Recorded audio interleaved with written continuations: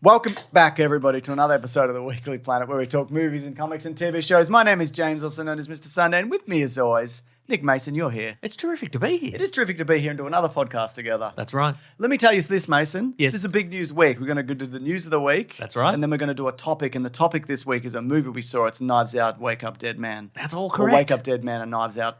Hell of a time. That's right. Yeah. And... They mentioned in the cinema you can call it whatever you want. Ryan Johnson true. comes on screen, he says, just to be clear, Yep. you can call this movie whatever you want. I don't mind it. Just don't call it late for dinner. I'm Ryan Johnson. I'm Ryan Johnson. I'm Ryan Johnson. I'm Ryan Johnson. I got thoughts about AI. He does. That's right. We'll talk about that. We're actually going to be joined by Dave Warneke later. That's right. Because he's an expert mystery man, isn't he? He's always going to a mystery movie or TV show. He grew up on them. He's loving them. He's committed a few murders. Committed, never been caught. He tells us he's figured out how to do the perfect murder. And we're like, we don't believe you. And he's like, well, just to prove it, I'm going to do a murder. Yeah. And then he does a murder. In front of us. And then we're like, How did you do that? how'd you do that, man? We don't know. But he gets away with it. He gets away, and he's going to get away with it again later. Do you think we're responsible for those? Because we said he couldn't do it and then he did it to prove us wrong? I like to think we're responsible. Yeah, me I like too. to think we play a part in that, yeah. Me too, yeah. Okay, good. So the news of the week, there's time codes below. If you're doing a jump below, we're going to the description where Rob Collins puts the time codes. Who edits this, Mason? You know this. I know that. I'm not telling you any more information that you don't know. Am I? No. No. No. No. We're going to talk, And I don't want you to.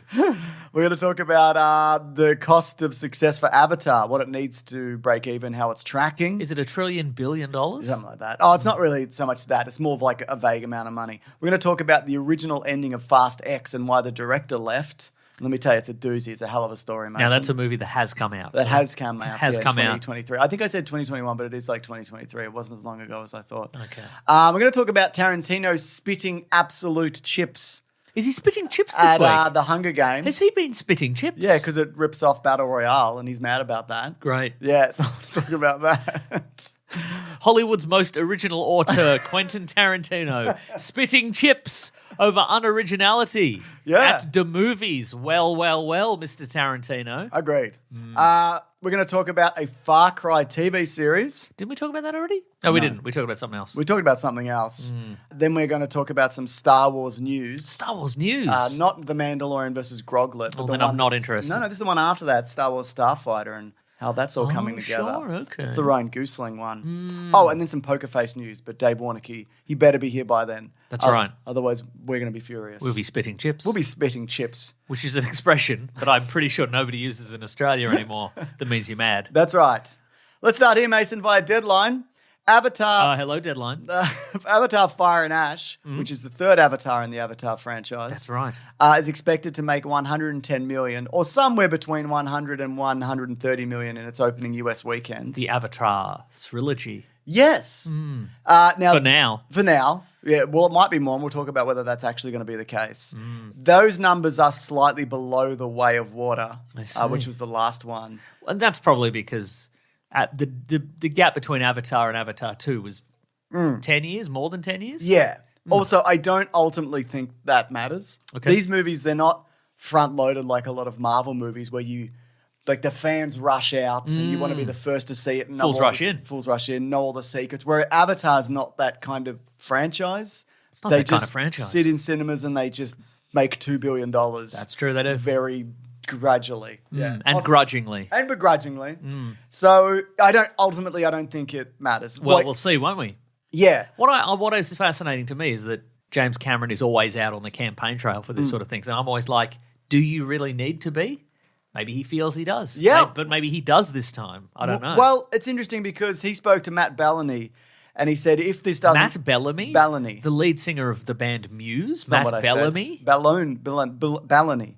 No. Baloney? No, it's not Bellamy. It's Bellamy because he's in that Seth Rogen Hollywood show and they say his name and I think it's Bellamy. I thought it was Baloney, but it's not. Okay. That's a bunch of baloney. That is a Or a bunch bunch of Bellamy, as they now say. Oh, great. Spit and chips. It says that if this doesn't, there's a good chance, like he won't make 4 and 5 if it doesn't make money. He'll hand it off to somebody else. No, he won't if it Oh, doesn't at make all. enough money. Okay, right. Which also is just movies. Like, That is movies, isn't it? if In a way, if that your is movie movies. doesn't make money, you can't make next movie. Can't make next movie.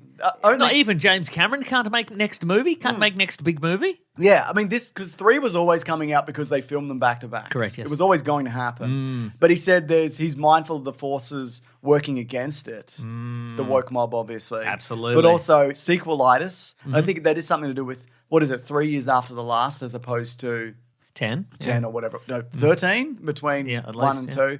And also people might not realize that this is actually... It's the culmination of an arc, and people don't see it like that. He said it's kind of like Return of the King in that aspect, where people might just be like, "Oh, this is another entry," but it's not. James? Question for you, James. Is this James Cameron's first trilogy?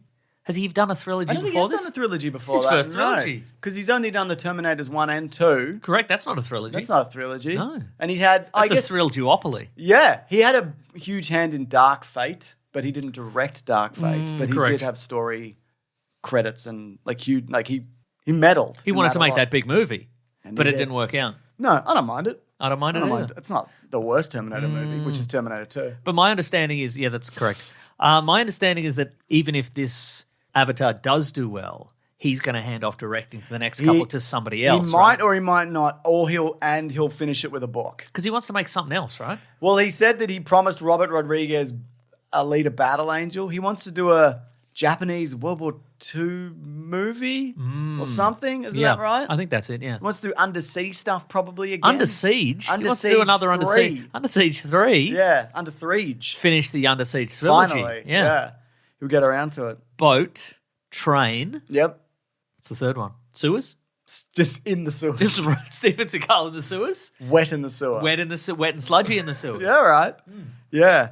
So I don't know. I think there's a fair chance that this won't make as much money as the last one, but I still think it's going to do well. And also just, the downturn of cinema generally. yeah. But I mean, maybe people are saving their pennies to see another Avatar because they know it's got the big screen magic. Yeah. And we've seen that from Wicked, and I think it's had a bit of a drop off in the second week that people are willing to go out and see stuff. Zootopia sure. is huge again. We'll talk about that a bit later. Like, people will see stuff. They just need the right... I don't know what it is. They need the push. Do you think there'll be a significant technical leap from last Avatar to this Avatar? I don't think so. Maybe fire stuff, because this one's fire heavy. stuff, yeah. Mhm. But I don't think it'll look that different agreed. from what I can tell from what I've seen of it as well in cinemas.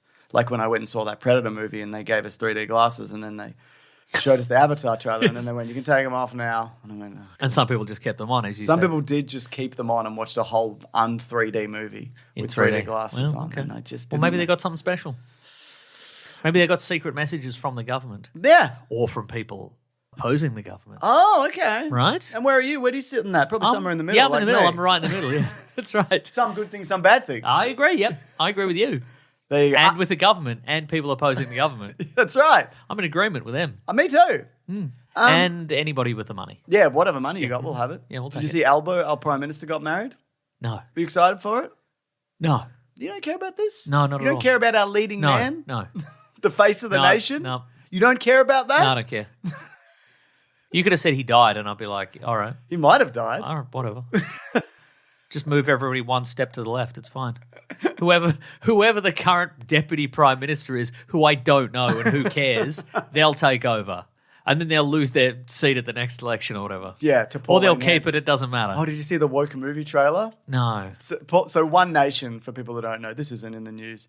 They do these animated, I think they're on Twitter sometimes. Who are It's One like- Nation like? They're, They're like, in there's- America, they're like... they're probably just like the regular Republican Party, honestly. Kind of, yeah. Yeah. And it's just like cartoons where it's just like, I've got pink hair and I'm woke and you can't say that. And that's Right. the joke. That Anyway, is- they made a whole movie of James, that. you don't have to tell me that was the joke. What you did there is you stepped on me laughing uproariously because I knew it was the joke. And if you look at it, like, it's this terribly fucking animated, almost like South Park-esque Right. animation, but worse. Great. And it's just all that. It's just like, you can't use those pronouns in here. etc. It's just, and, So they've stolen our catchphrase. Yeah, that's right. You can't use those pronouns in here. and it's not being released in cinemas. Of course it is. Why would it? Yeah, because and they're like people are trying to silence us, but people Maybe are it'll just get like, released at Dendy Yeah, because Mel Gibson owns it. Well, that's right, and people are just like, no, this looks like shit. And it does. I want them to release it in cinemas. Are you kidding me? That, like to have that go wide and then for it to like Make $6. yeah, I would love that. They're only making that decision because it looks terrible. It will be, but good jokes. Good jokes. And good. Albo got married, you say? He got married. That's great, man. Yeah. That's great. Because before you didn't care as much, but I guess you've had an opportunity to Process it, yeah. Yeah. And you're not jealous. You're happy for him. I'm happy for him, yeah. Good. It's via Interwire. Justin Lin? He was director of some Fast and the Furious movies. I do remember that. He was going to direct Fast X. Fast X. But then he left at the last minute and was replaced by Louis Leterrier. Oh, yeah. The transporter guy. The transporter guy. Which is what Leterrier is in France. Is it? In French, it's Le Transporter. I didn't know that. That's true. It's actually true, yeah. Okay. It's actually true. Yeah. So And apparently... Lewis is French for Jason Statham is. Really? Yeah. This is great. I agree. And he's also in the Fast movies. Maybe not Fast X. Not true. Or he is. Not true. John Cena's in it. Yeah, he's in it. Yeah. According to several high-level sources in the production, Lin had hit his breaking point over the steadily increasing creative tensions between him and Diesel, as well as difficulties with the star's sister producer, Samantha Vincent, who often acted as Diesel's emissary. While a cliffhanger was always part of the Fast X plan. Oh, hell yeah. Nice. Several drafts of the screenplay also hinged on a jaw-dropping twist in which Dante is revealed, which is... Jason Momoa's character is revealed to be the true father of little Brian. Whoa! Vin Diesel's son with Michelle Damn. Rodriguez? No. No, with... Elsa Pataki. Is it? Is it? Maybe. Little Brian? So little Brian's Vin Diesel's son, not Brian's son. Yes. Okay, great. Even though Brian is alive in the universe, Vin Diesel's character called his son Little Brian. Little Brian for no reason. Just like how I called my kids Little Meso 1 and Little Meso 2. That's exactly right. Okay, but this would suggest, because that would suggest that Elsa Pataki is somehow unfaithful to Vin Diesel. Yeah, I mean... Or you make Jason Momoa's character some sort of sexual assaulting character. Sure. Either of which is very distasteful for this sort of franchise, I think. So, like that's a weird level to go to. Yeah, so it is a lane. So yeah, it is Elsa Pataki. So remember she died and there was an airplane moment? I do that, yeah. So anyway. She died in an airplane moment. That's what Jason Statham says. I remember, yeah. I tried to save her, but she died in that airplane moment. Toilets. Some members of the film's team felt that the late game turn was the perfect, if deeply dark, that's how you put it. Yeah, I don't like it. Way for Dom, no, you like it, for Dom to reckon with the concept he held most dearly. Most dear, family. Others family. Yeah. Others, including Diesel, felt differently. Yeah, I think he's right. I think also that character couldn't be like, I don't know, I think that would be a slap. He would feel like that would be an ego thing as well. Oh, okay, right. Aside from the fact that it is also like unpleasant, a weird and unpleasant thing to put in. Yeah. Also, the ending eventually was going to use a giant excavator type machine to wreak havoc. Sure. Alexander it's havoc. Havoc. Alexander Witt, who's a second unit director on this movie and also the second unit director of photography, said it was really the ending that needed work. It's difficult to describe, but this machine eats things. The bad guys go down, get into the machine, comes out and starts eating cars, and then it's like a Transformers movie. It comes totally out of context. Devastator. Of the movie. Yeah. Mm-hmm. I thought it was a little too marvelly, and the problem was that it would have been all CGI. Although we ended up with all CGI in the end from the moment Dom jumps over the dam. It's all CG. Yeah, we noticed. Yeah, we knew. We noticed. So it'd be one of those giant, like, you look at a mining site and there's like one of those giant Tonka truck things, but it's the size of a building. Be one of those, I guess. In that do you remember Fast and Furious Crossroads, that game that we played? Yeah, vaguely. There's a moment in that game where you okay. run. Well, that's probably also one of they can't admit that, but they can't. A video game did it first is probably. I'm imagining like a Truckosaurus just like sweeping up cars and chomp, chomp, chomp. That would be shit. No, I think it'd be good. Yeah, you're right. What does it matter, really? What does it matter? What does it matter with what's in any movie? No movies The matter. content of any movie is irrelevant. Completely agree. Do you think that sounds better or worse than what we got? Well, do you think Diesel was right? It seemed like you think he was. It seems like Diesel was right, but also the ending we got was also bad. So maybe there's a secret third way where the end of the movie was better and also where the start of the movie was better and where the middle of the movie was better. That's interesting. You know? Maybe a number of choices could have been made over the preceding decade so that the franchise didn't go in the direction it was going for several years and then sort of peak and then get progressively worse. Okay, well, that's interesting. It's an interesting theory, isn't it? But it's just a theory. Matt Pat. I think he retired from doing those theories. Well, he got that Five Nights at Freddy's coin for being in Five Nights at Freddy's the movie for 2 seconds. I wish I was in that movie for 2 seconds. seconds. You're not. Not currently, but we'll get AI to put you in. Put me in a movie with AI. Yeah, that's always been your dream, isn't it? To be in a movie with AI. That's why you love using AI, because it's like you can make your own The Matrix, but you're in The Matrix. I'm the Matrix. You're the Matrix. I'm the architect in the Matrix. That's right. Yeah, which I love. Yes. That's great, Mason. And we love Fast and Furious here. Yep. And we look forward to whatever the next one is. Fast 11. No budget this time. Back to the streets. Back in the garage. All the budget goes into bringing back Paul Walker. Yeah. Which is what we love. So Quentin Tarantino, you know him? Not personally. But you've seen him and you've met him. Been to his house. Yes, no. Okay, cool. He went on the Bret Easton Ellis podcast. All right. Two catty men. They're so catty, those guys. Cat in the boy. So he wrote American Psycho. But American Psycho. And Quentin Tarantino went absolutely off chops, spitting chips, if you will. Wow, did he go ham? He might have gone ham. Chips and ham? What is this? A place that serves chips and ham? Is it? No. It's a podcast. It's a podcast. He went off on the similarities between the Hunger Games books and movies to Battle Royale. Okay, This is what he said. Mm-hmm. I said, I do not understand how the Japanese writer didn't sue Suzanne Collins for every fucking thing she owns. She wrote the books. They ripped off the fucking book. Stupid book critics are not going to watch a Japanese movie called Battle Royale, so the stupid book critics never called her out on it. They talked about how it was the most original thing they'd ever fucking read. I don't think anybody said it was the most original thing. I don't think that would be in any of the reviews. Yeah. Also, can you read just to make a point here? What's the first sentence he said? I do not understand how the Japanese writer didn't sue Suzanne Collins. The Japanese writer. Yeah. Just some guy, I guess. I said it because I can't read. No, he said that. Yeah. I didn't. Just some guy, whatever. Yeah, they talked about how it was the most original thing they'd ever fucking read. As soon as the film critics saw the film, they said, "What the fuck? This is just Battle Royale except PG." Wow. Well, what is interesting because for Quentin Tarantino, his films are often homages or direct homages to homages or the past. very direct homages. And I guess I went through a bunch to be like, oh, by the way, Battle Royale, which is based on a book, yes, takes inspiration from a number of things. I think one of them is also The Long Walk, the Stephen King book, which was recently a movie. Like the idea of kids fighting to the death. I mean, in like Lord of the Flies, like it's conceptually it's just funny. Yeah, it's just good TV. It's good TV. It's good to see it on a video. If you go to YouTube and you type in Tarantino comparison, the first videos from inside it's got 2.3 million views. How Quentin Tarantino steals from other movies, and it's 10 minutes long. Yeah, it's just 10 minutes of. Well, I just found an absolute cracker of a quote here, Mason. Yes.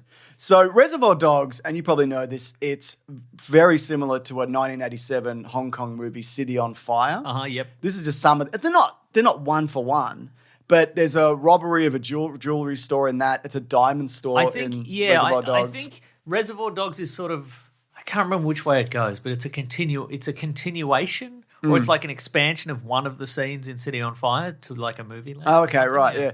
The undercover cop part is from City on Fire. Yeah. There's a Mexican standoff towards the end. Mm-hmm. And so here's a quote from 1994 I think it was at Cannes or something, when he was asked about the comparison between like City on Fire and Reservoir Dogs, and he said, I love City on Fire and I have the poster for it framed in my house. It's a great movie. I steal from every movie. I steal from every single movie ever made. I love it. If my work has anything, it's that I'm taking this from this and that from that and mixing them together, and if people don't like that, then tough titty. Don't go see it, all right? I steal from everything. Great artists steal. They don't do homages.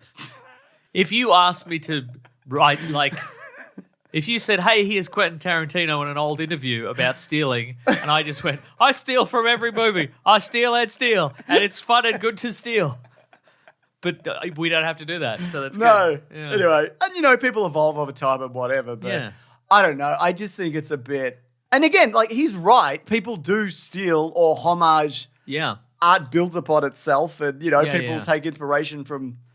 Whatever. It all goes back to that train pulling into the station or whatever, doesn't it? Absolutely, it does. The first film or the first movie. So, I don't know. It just seems a bit rich coming from him. And, you might not even love The Hunger Games as a book or movies, but, they have their characters and, the whole world and whatever for all its faults and whatnot. But Katniss. Peter. Haymitch. Philip Seymour Hoffman. Yeah, exactly. Philip Seymour Hoffman. Yeah, exactly. So all the like. Anyway, I just thought that was a fun thing. James, let me picture on this. Philip Seymour Horseman. Oh, he's a horseman? Like a horseman of the apocalypse? No, like BoJack Horseman, but it's Philip Seymour Horseman. Okay. I can You can work with that? I can run that up to management. Okay, if you could. See what they do. Run that up the flagpole, see if anybody salutes it. You know it, brother. Mason, this via Variety. Oh, yes. Spice of life. FX, they've ordered a series adaptation of Ubisoft's Far Cry, the video game. Yes. This is going to be from both Noah Hawley, who recently did Alien Earth, but also Fargo, but also X-Men, Mind Man, and Rob Mack. Rob Mack. Yeah. Rob Mack. Everybody knows who Rob Mack is. Should we? Rob McElhenney recently changed his name to Rob Mack. In a viral moment of virality. God, it was so viral. We're still talking about it. Hey, how good it was. Look, as somebody who supports, like, you can name yourself or whatever you want. And you have a fake name. And I have a fake name. Yeah. They're not, whatever. But it just, I don't know, man. It just feels a bit, I don't know. Sure. People say he was groomed by Ryan Reynolds. People do say that. People do say that. I'm not saying that. No. Or he just adopted his personality but unnamed wholesale. persons are saying that, yes. Anyway, I still like it, Suddy. I liked, he did Mythic Quest, was also from Ubisoft recently. So in addition to co-creating the series... Wait, what does that mean? What? How did Ubisoft fund that? Yeah, they produced did. it. Ubisoft are a terrible company, by the way. I mean, they all are, but yeah. I think they're great. Yeah. Oh, okay. Actually, yeah, you're right. Does it say that I think they're great? Yeah, it does say that. That's great. We ran it up the flagpole. Nice. And everyone saluted that you thought it was great. That is great. In addition to co-creating the series, Mac, formerly McElhenney, it says, will also I don't know star. about that. The series will stream on Hulu in the US and Disney Plus internationally. While exact plot details have been kept under wraps, the series will follow an anthology format like the games and feature a different cast and setting each season. But Rob Mack will be in all of them. Well, at least one of them. Okay. Michael Mando was the villain in one of those. Do you remember? Who's that again? He was in Breaking Bad or Better Call Saul. Sure. He was. Yeah, you're right. Yeah, he's like this guy. Yeah, right. Get him. He's I know Michael Mando. He's also Scorpion. Yeah. Okay. Right. Well, sort of. Not yet. Yeah. He might be in the next one. Maybe in the next. Yeah. Yeah. Okay, because the Far Cry series, Yeah. first of all, the first one was aliens or genetic mutants or something, but then everybody's forgotten about that one because that was a million generations ago. But every subsequent one is Season 4, I want to say. a bunch of people who shouldn't be there show up On an island or on an something. island, and there's some dictator, and they get into a spot. And he does a little speech, and he's like, "You come to my island, and you don't know how the rules work. Yeah, I'm Michael Mando. I'm the Scorpion." But in this island, there is rules, yeah, and you We broke have chosen rules. not to follow the rules. Yeah, So don't run around with guns. don't do it. That's rule number 1, actually. Don't go to different checkpoints and bandit camps. That's right. And kill everybody in the bandit camp and claim that area. Don't hijack a vehicle and attempt to go from one area to another area in the vehicle. Don't do that. Don't complete a whole map and you think you're close to the end of the game, and then it's just you go to another whole map and the map's empty, and then you're like, I don't want to play this anymore. Don't do that. That didn't happen to me, did it? No. Don't experience weapon breakdowns. Don't do that. Don't do that. Don't experience that. It's rule number 2, actually. Don't make a choice at the end. Yeah, don't. Don't make a clear moral choice at the end. You can't do it. You might be given that opportunity, but don't do it. It's against the rules. I would rather you didn't. The game was also previously adapted. You know this? I'm listening. I'm always happy to hear about it. I knew you would be. In 2008 by Uwe Boll. Uwe Boll. The bolster. The bolster. Biggest bowls in Hollywood. That's what they say, isn't it? Yeah. So, what do you think? I mean, we're doing, apparently, what's it called? People like Far Cry. Not Far Cry. What's the one? Fallout's doing really well. Fallout's doing very well. People like the Anthony Mackie one, Twisted Metal, yep. Mm-hmm. Video game, Last of Us, season 1 at least. Video games are big. Video games, Uncharted movie. Mario movie. Zelda movie. This is the new IP, perhaps. That's right. Yeah. Excited. Pac-Man movie. Pac-Man movie. Pixels. Movie Pixels. Let me throw this up the flagpole. Mm-hmm. Rob Pack. Man. Yeah. Approved. You're welcome. The board has voted. That's right. This is by the Playlist podcast. Go on. And it's Star Wars news. All right. They spoke to, what the hell's his name? Sean Levy. Sean Levy. Thank you. You're welcome. You're good at that, Mason. They were always talking to Sean Levy. They are. He's like, I love movies and making movies. I directed Deadpool 3 and I directed whatever Ryan Reynolds' video game, man. Yeah. Yeah. And my dad's Star Wars and I'm Star Wars. Dad's Star Wars. But now he's doing real Star Wars. That's right. And he was asked about, like, what's your... Body count? Yeah, what's your body count? What, first of all, closest in tone. Hey, this isn't a real podcast at all. This is a street interview with a dork. It's the closest in tone, and he said it's Return of the Jedi. He said the combination of theme, levity, Sean Levity, adventure, heart, spectacle. Said something that movie just got right for me. He said that was the one he watched the most as a kid. I know people like Return of the Jedi is probably the weakest of the original trilogy, and it probably is, but it's still better than some of the other movies. Still better than most of the other movies. Still better than most other movies. Yeah, it definitely flags in the middle, but that movie is bookended by incredible books. I don't think it's bookended by anything. No? Well, I mean, it can't be it's only bookended on one side. Yeah. By Empire Strikes Back. Yeah. Then the other end, it's fallen off the shelf. I'm just talking about in the movie. The start of the movie is good. Oh, yeah, right. And the end of the movie is good, and that's two good books. That is two good books, actually, yeah. Thank you. It was asked about, like, legacy characters. Do you bring back a Luke Skywalker? They're asking about legacy. They're asking about levity. Yeah, all of these things. Sean Levity. Mm-hmm. He said, every time I've asked, should I use this character, they've said, no! Pretty much, that was maybe in that movie. Every time it's, you know what? People have seen that do something new. So there's no mandate or interference other than the constant encouragement, make this new. That's the truth. I said, can I use this character? And Kathleen Kennedy said, I'll put it up the flagpole. And then she instantly said no. Whoa. And I'm like... Did you even put it up the flagpole? She didn't pause long enough to put it up the flagpole. Yeah. I think she's lying to me. She pretended to be on a phone call? Yeah. Yeah. Mm-hmm. God. I just spoke to George Lucas and he doesn't want that. He said no. He said no. Doesn't he not own Star Wars? No. He said he didn't want it. Yeah, no, like a cat. I don't want it. He says they're currently reshooting the third act because it didn't align originally. So now it's like, he's like, this is having to reassess it. He's like, the third act is good and strong. Oh, good and strong. And this is set 5 years after whatever that last Star Wars movie was. That's a perfect time to put it. And people are speculating because there was going to be a Rey movie or whatever, that maybe it was going to tie into that at one point, and now maybe that's now not happening. So this is going to be out in May of 2027. We're still 2 years away. Okay, sure. Nothing wrong with that. Nothing wrong with that at all. A bit less than 2 years, but so it's going to be Mandalorian versus Groglet. Is that soon?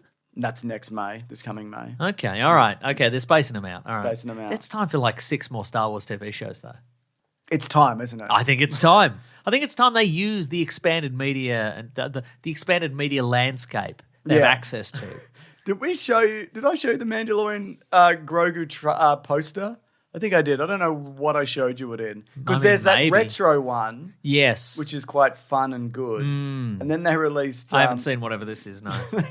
You're going to think that I just did this myself. Okay. But that's the current poster. I mean...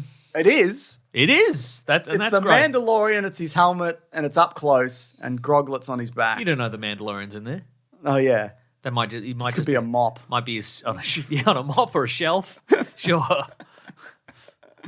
But like the original poster, it's a bit of retro kind of, it's like it's better. That's better. Adventure, that's better. And look, it doesn't matter. They don't have to all be that. If the Funko companies can survive long enough for the release of Mandalorian and Grogu, versus Groglet, then they can, they can survive another year, I reckon. Because I think Groglet Funko Pops will. They'll revive them. They just have to make it that far. Do people care about Groglet at this point? Maybe. I don't know. You high on Groglet? You high on that Groglet supply? I think everybody who wants a Groglet has a Groglet in some form, They've right? Already Groglet. They've got the Funko. They've got the T-shirt. Yeah, even my son has a little bobblehead. They've got a Groglet. full adult-sized Groglet costume. It's really wide. What? Proportionally, he has to be... Still has to look little. little. I guess so. Yeah, you don't want to be a skinny, tall Groglet. No, so he has to be really wide. So from a distance, he looks little. Interesting. Yeah. Groglet. In our final bit of news, Mason, Very exciting. it's sometimes, not always, it's sometimes good to bring in a special guest who has expertise. I agree. To do that final bit of news and then go into the topic if they're staying around for the topic or the review that we're doing. Sometimes that's something we do. Sometimes that's true. And you're not going to believe it, but that's exactly what's happening right now. I don't believe it. Well, believe it, because today with us we've got Dave Warneke. First time you've ever been on this show? First time. I'm sorry, by the way. No, thank you for inviting me. First time he's ever been on a podcast. I've been waiting outside that studio for a decade. Let me in. It's been so hot and then it rains. And Yeah. then it's just been sticking around. I'm like, I saw Predator. I can talk about it. Did you see New Predator? I didn't see the new Predator. Come on, man. But I saw Predator 2 when you talked about that. You're like, they have those stories about like a man wants to learn how to create a samurai sword and he sits outside the forge. But to show that I've got the full dedication. Exactly, that's right. And he sits there day and night for 20 years and then the masters, they emerge and they're like, that's right. Just to be so you're clear. This Yeah, guy. you And walk out. you wait for 10 years and then you come in and then we're like, so then you just sit in front of this and you just talk for a bit and then you talk and then you say, I thought it was a good movie. And that's it. Okay, bye, Dave. I have so much to learn. But you're you do a number of things. You do an amazing podcast called Do Go On, which people have probably heard of. You do a second amazing podcast called Book Cheat. Is that true? But those things are both true. I wouldn't say they're amazing, but they exist. You recently had a comedy special, which you asked me to come on and promote, and then I missed your message, and then I went to message you to come on here, and then I went, oh shit, and then Anyway, do you want to do that? Yeah, we can talk about it. I did a comedy special. It's great. It came out a few months ago on the Humdinger YouTube channel. They used to be called Stupid Old Studios, but they've rebranded. What do you think of the new name? Recorded there. Between you and me? I love it. It's Okay, great. all They right. went through a lot of... All right, come on. I know there's a lot of things on the whiteboard, Yeah. but Humdinger, I think that's the best name. Nice. Can you remember any other names? Well, in the promo, they said they considered Fart Factory. Which I thought was pretty good. Okay, well, in my mind now they're called Fart Factory. Yeah, so- that's really good, isn't it? It's Yeah. okay. I was voting for Fart Factory. But, It's even hotter in real life. yes, that's the name Yeah. of the special. So you'll have to just believe me when I say that when you watch it on YouTube. I am even hotter. So I'm about 5 times as hot in real life. I believe that. Would you attest to that? Yeah, I would. Yeah, You've seen the videos. definitely. It just doesn't show the definition. I mean, Even some though- of it's there. Even though Evan, the director, filmed it in probably the highest quality definition possible. Like higher quality than real life is what you're Yeah, saying. higher quality. Like basically, you can watch it in IMAX. Oh, what, And really? then an AI upscale. You're so glossy in the special. You're so shiny. I'm making movements I never even did. But so that's all linked below, which people should absolutely check out. Thank you so In much. what order do you think? Um, Special and then whatever podcast? Yeah, That's what they're doing, I think. Yeah. If they're on the train, podcast maybe. yeah, if you want the audio, Yeah. Oh, but if you want to see how hot I am, I do. start with the special. Okay, right. gotcha. And then Right now- you can imagine what I look like for the podcast. So I Yeah. think that's probably the best way That's to a do good it. way. That's a good way to do Yeah. it. Yeah, I'm I still like stuck that. on Fart Factory. I think what it should be is it should be the logo should be the founders of Stupid Old Studios. So Whoever that is. Alistair and Andy and Matt and Beck. Evan and Beck. Yep. And they should all be in a circle and they should be all farting into the logo. And the logo says FF. And it's like a And it's royal spinning? seal. It's spinning, I think, yeah. From I the don't, farts. I don't think it's too late for them it's to too late change. either. They spend a lot on logos and That's so painting funny. murals and such. I assumed they were changing the name because Stupid Old Studios is kind of like, when it's something a bit more serious or. I think it was harder to explain to people like when they're marketing Yeah. what they do because they've got the actual studio space, but they also are a production company, which Yeah. was already called Humdinger. That was their. We make videos okay. for advertisers, that kind of stuff. Yeah. And then they were like, I think Humdinger is just a better name. Yeah. So All they right, rebranded, then. put it all under one umbrella. I mean, I just make stuff there. I don't have any say in what they call So if they themselves. like anything legal happens. Yeah, that's right. you're Yeah. Whoa. I just want to say I think it's a good name. I should also all I- stress that the Humdinger logo currently is the founders of the company just farting. Onto the Yeah, it just makes less sense. But you're a massive fan of murder mysteries. I love them. A Hercule Poirot. A Poirot, a Miss Marple, Yep. a Vera, a Columbo, Damn. Quincy. Mrs. Columbo? Yeah. the You'll even spin-off. do a Mrs. I'll even do a Columbo? Mrs. Columbo. Is Quincy M.E.? Is Quincy he- M.E., yeah, he was the like forensic pathologist in the 70s. Sort of doing CSI Miami stuff in the 70s. Yeah. Big fan of that. They used to play I used to watch. It would start murder. This is on TV1, a Foxtel channel in the 90s. hell yeah. Watch with my dad on the weekends. Not sponsored, but okay. yeah. We'll take their money. TV1. I think we did once take their money, but we should take more of their money. I agree. Yeah. The channel certainly doesn't exist anymore. So it starts with it was be Murder She Wrote, then that would go into Quincy, and then it would finish with my all-time favorite, Diagnosis Murder with Dick Van Dyke. Absolutely. Yeah. And Oh, his man, son, yeah. Barry Van Dyke. And Real life son. and the grandson, Shane Van Dyke. Really? And also the nephew, Carrie Van Dyke.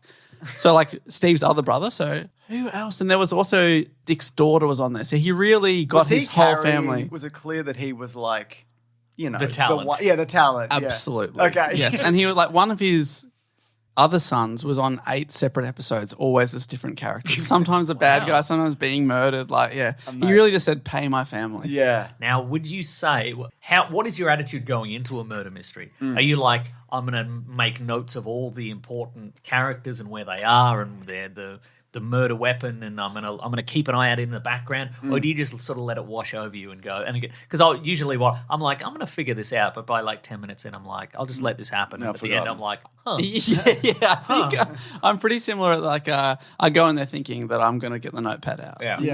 going to notice, the camera lingered on, was that a red herring? Yeah. But then there'll be a twist and I'll go, hang on a second, what's going on here? Back it up. Lost. Yeah. But no, I think the best ones are ones that you go, I couldn't have worked that out, but also I feel like I probably could have. It was If all that makes there. sense. Yeah, Yeah. it's very Yeah. difficult to work it. I hate it when they're like, and it's someone off screen you've never even heard of. We Yeah. haven't. It's And you the look at your caretaker. notepad and you're like, well, this was a waste of time. Yeah, it's Yeah. a waste of a pad. Often you can just do it by like, well, this is how these stories normally go. It's the guy who you didn't really think much of. And then, do you know what I mean? Something Yeah. like that they don't pay any attention to. Because it's never the person it's initially thought to be. Yeah, So, for sure. and then you kind of go from there. Except for Columbo, when it always is that guy. The first guy It's he 100%. speaks to. Well, it's the guy who did the murder. In the Oh, that's what opening. they because okay. they work backwards for how he's going to work it yeah, out. yeah, Yeah, okay. that's also interesting. Oh, because I've never watched Columbo. Oh, so Columbo's different. Columbo is a who catch him. Well, no, a how catch him, as they okay. call him. Yeah. Well, they start with the crime. You see, and then you're like, how's he going to possibly work this one out? Yeah. And he just bothers them until they Just says one more thing until he annoying. works it out. Yeah. One more thing, and he keeps saying one more thing. One more thing. Seriously, he was about to leave. Oh, sorry, I'll let you get back to your lunch. And he leaves and he goes, one more thing. Yeah. Sometimes they pull a gun on him, and he's like, "Nah, don't though." and they're like, "Oh, you got me. All right." One more thing, don't shoot me. Please. Yeah. Yeah. I've got a lot to live for. But the reason I wanted to ask you about this is because Deadline have just reported that Poker Face, which is Ryan Johnson behind the Knives Out trilogy, I guess that's what And you can Star call Wars it. The Last and Star Jedi. Wars The Last Jedi, the Star Wars movie that everybody hates. Did you guys hate it? No, No, I we like like it. it. I think it's great. Oh, good, because I feel Yeah. good that I like them all. Yeah. I go to the cinema. I let that wash over me. I bring nothing. There's no notepad for me there. Being like, oh, Snoke, who's that? I'm like, oh, that's a big guy. He was Yeah, big. and the music's always awesome. It Yeah, is. that's It's true. always incredible no matter what. Yeah, and then it wraps up and I go, yeah, that's good. So I liked Yeah. that one, but then everyone said it was bad, and I was like, oh, do I not know anything? So anyway, so I I an like. idiot? So Ryan Johnson. Yeah, so his series Poker Face, which has run for 2 seasons at Peacock, got cancelled and they're shopping it around for a new home. And the lead, Natasha Leone. thank you, that she is leaving. And the idea is at this point to maybe just keep the character of Charlie Cale and just bring in Peter Dinklage. And just be like, this is the same. That's the It's same. just a new... That's a very. It's like a James Bond kind of yeah, right. thing, yeah. Because her character in the show has a very distinct ability, which she can always tell when somebody's lying. Yeah. she can't always tell specifically how, but she always. So the idea, so that would be quite rare in this universe. I was like, well, maybe they meet another person who has the same thing, Yeah. but I guess I didn't know that it was going to be just like, well, it's the same. Charlie is gender neutral, I guess. So Yeah, absolutely. Yeah, because that's also the how done it, right? They start with that's the how Yeah. catch and they up, work yeah. back. Yeah. Yeah. Because I think like you, I watched the first season. Yeah, I saw think the I first watched one. maybe the first episode of the second season. You watched it all, didn't you, I've watched the Mason? whole lot, yeah. Yeah, I should go back and watch it. But I don't know, do you feel like this is something that could work? Is this something they often do? I mean, there's been a few Poirots. Yeah, that's true. Yeah, but it's usually not like the same. a new production company. Yeah. It's years later. Now it's TV and movies. Now it's radio. Yeah, now it's Hollywood films. It's usually new people adapting. Yeah. I mean, this is a fun, stupid novelty of an idea. So Sure. maybe people will be like, okay, I want to watch the first episode to see how they do this. If Yeah. it gets picked up. Yeah. And it's clever to get an actor that everyone knows, right? Yeah. I feel like I'd be more interested to see how someone I know is going to do that. character. I don't know. I just feel like this isn't going to get picked up. That's what I feel like. I think it was probably dropped for a reason. It probably wasn't doing super well by the end. Also, my understanding is, and this is a bit of salacious Hollywood gossip. Oh, hello. Is Here we that go. Ryan Johnson recently came out against AI. He's like, forget about AI. It sucks. We'll never use AI kind of thing. Yeah. And Natasha Lyonne is big on AI. Oh, Her partner, like her relationship partner, owns an AI company. Oh, really? And so I wonder if they had some sort of falling out regarding, or was this getting cancelled regardless? I don't know. She feels like somebody who would smoke cigarettes and not like AI. I know, right? totally. But I guess Yeah. you can do both. I guess you can do both, yeah. Yeah. Yeah. I mean, the AI can smoke the cigarettes for you. So true, isn't it? Yeah, so there you go. We'll just kind of see where that's going. But interesting. Or not. It's definitely a good lead-in topic. Can we all agree on that? We can agree on Oh, that. 100%. Thank God. And speaking of, so Wake Up Dead Man is the latest film. Again, it's in the Knives Out trilogy, but Ryan Johnson doesn't like how they all have to have Knives Out in the title. Do you think he really regrets that? I think Does he so. want, at what point is it too late now? Can he rebrand it as the Benoit Blanc I think so, right? Would series? that be all right at this your point? Poirot's, your Miss Marples, that kind of thing. Yeah. But yeah. I think he could have if he didn't name his character Benoit. Oh, Because okay. people will see it and go, Benoit? Benoit? Benoit. Oh, Oh, Benoit a Benoit blank mystery? I don't think so. I don't think I'll be watching that. But, Yeah. but Knives Out. Okay. That's right. Interesting. Yeah, like the cinema I saw it at, definitely out the front, it just said Knives Yeah. Out 3. Did not have anything to do Oh, with it. really? But in the movie, it's Wake Yeah, Up Dead Man. yeah, which that's is interesting. he doesn't put it on the screen at all, does he? Yeah. But anyway, so it's called Wake Up Dead Man, a Knives Out mystery. Correct, yes. And which was a Glass Onion had a similar. That was also a Knives Out mystery, yes. So the budget of this, the first one in 2019 cost $40 million. The rumored budget is this cost $210 million. Which is insane. That's he made car salaries. Well, and bearing in mind, he did a huge Netflix deal to do the two back to back. Oh, yeah. Well, I wanted to ask you guys, because you would probably know this. When Netflix buys those two movies for $400 million or something, I think I read it. Yeah, How much does I'm Ryan just bringing Johnson it up get now. personally? What, $450 million for the rights of the two. The rights, does that sequels. include, but they're also putting up the budget on top of that? I think so, yeah. I believe that's part So of it. that yeah. $450 million just goes to Ryan Johnson and maybe Daniel Craig or all the executive Yeah. producers or whatever. I Oh guess. my God. Yeah, I guess Their it all pro- goes. their production, It his all, production it would go company. to Ryan Johnson's production company, and then he can sort of parcel it out as he pleases. So he could have just done one set in a phone booth, Yeah. and just taken away all that. That sweet, would've been awesome. Sweet coin. Big Fart Studios, which is the name of his studio, That's right. collects all That's that right. money. It's Big Woke Fart Studios. Wow. Yeah. So this like the last one got a limited a limited theatrical run of about, I think it was 500 cinemas in the US, and it's going to make $2.5 million over 5 days, which is not great. Glass Onion, I think, had a slightly bigger opening of cinemas, and it made $13.2 million. But these live or die on Netflix now at this point. They die on Netflix. They die on Netflix, which is an absolute shame, I think. Yeah. that these don't just stay in cinemas over Christmas. I think they would gather momentum and And of course, Ryan Johnson and everybody else almost everybody else who's made a deal like this is like, boy, I really wish I got a bigger cinema release for my movie. Yeah. Well, you made this deal. Yeah, didn't that's you? right. $410 million. They backed a truck up to your house full of cash and you went, oh, well. Yeah. You made a deal with a company that specifically hates the cinema experience. Yeah. And they only do this cinema release so they can potentially get award nominations. You know, I it can't, see. if it's on Netflix, you can't get any Oscar nominations or, so. Whatever's. But really, the Ted Sarandon who runs I Netflix, think. Sarandos, he hates cinemas and Yeah. he wishes they would all die. So, And he's right. But also, like, it's going up against Zootopia 2, which made $100 million in one day in China, which no film has ever done in China. Wicked's still going strong. Tron Ares is probably still out if you're a Tron fan. Dave. probably. I know is. you guys love it. We saw it. But this is, so most people I would say listening to this haven't watched this, but it's out December 12th on Netflix. I think most people are like, well, I'll just watch it next week. Yeah, probably. At my house. Yeah. On the thing I already paid too much money for. It's probably gone by now in cinemas, but I would say if you could, I would definitely see this in cinemas. The atmosphere Yeah. of this is like incredible. Yeah. Yeah. The Dolby Atmos. Dolby atmosphere. Yeah, it was really loud. It was loud. Oh my God. I said, turn it down. Oh, you're hurting my ears. I'm trying to take a phone call.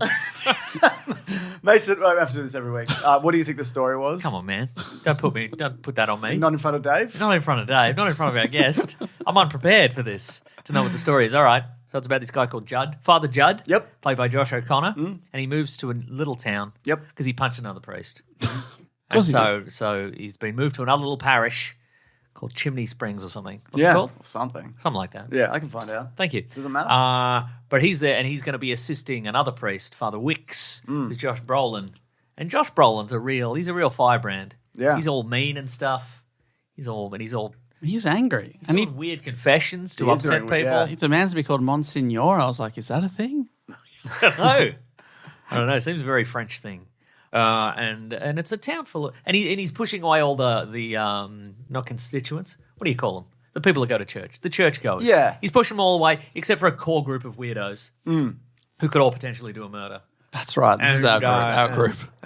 And Josh O'Connor's all against that. He's like, stop being so mean and weird. I don't like it. I'll like kill all these you. things you're saying. I'll kill you, Josh Brolin. It just says upstate New York, Okay. but yeah. I think it's called Chimney Sweep Springs or Yeah, something. you're probably right. Yeah. But then, you wouldn't know it. You wouldn't believe it. But I wouldn't know. Monsignor Wicks, he gets murdered. Yeah. Not only does he get murdered, but he gets murdered in a place where you probably couldn't get murdered. In a like a little cupboard. You're not allowed to. Little cupboard where he's just by himself. Yeah. And everybody's like, "You did it, Josh O'Connor. You did it." And we love you for it. Yeah, we're all against you. This whole they're all town's against against him. you. Yeah. And he got filmed and social media and so forth. Yeah. But then Benoit Blanc shows up and he's like, I'm gonna solve I got this. long hair now. That's right. Got long hair and a high heeled boot. And I'm gonna solve this. Yeah. Don't even worry about it. And there we are. Maybe it does. Dave, what did you think of this as an expert in this field? Definitely not an expert in the field, but a fan. Just a fan, a humble fan.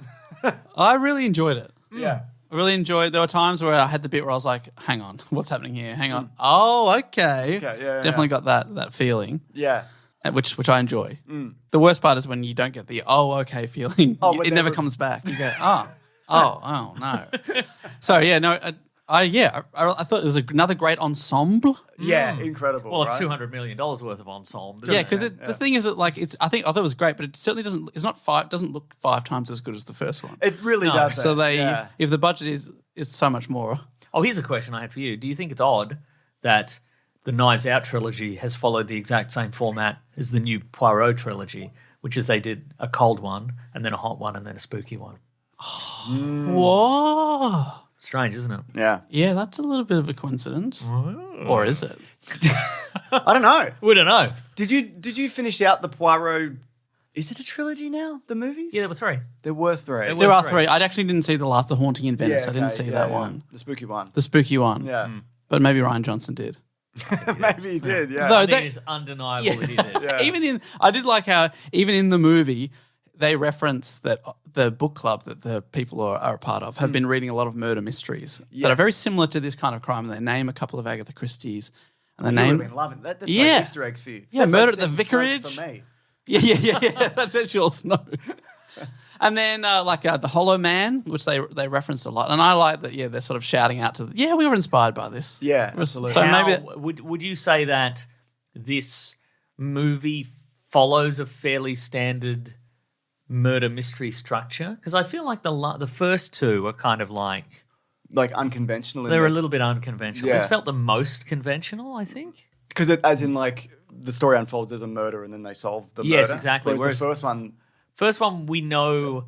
Yeah. We think we know who did it, or we know who directly caused the death, which is Ana de Armas's character. And then, of course, reveals that is the ultimate culprit was somebody else. And in the second one, we follow Benoit Blanc and who was the lead in that? Yeah. And they are trying to sort of entrap Edward Norton. Yeah. But in this, it's just like, well, who done that? Janelle Monáe. Janelle Monáe. Yeah. Yeah. It felt the most maybe like those sort of classic English ones. Yeah. Like, even though it is upstate New York, it felt the most The small English town villagey kind of. Yeah. out of all the 3, I think. Even though the first one's sort of like a bit like a country, a wealthy man's estate. But I think this one felt the most like Poirot's goes out to the Midlands, Yeah. solves a small town case, It's works a out. pasty. Yeah. Celebrates with a pasty. I think I like this one a lot more than the last one.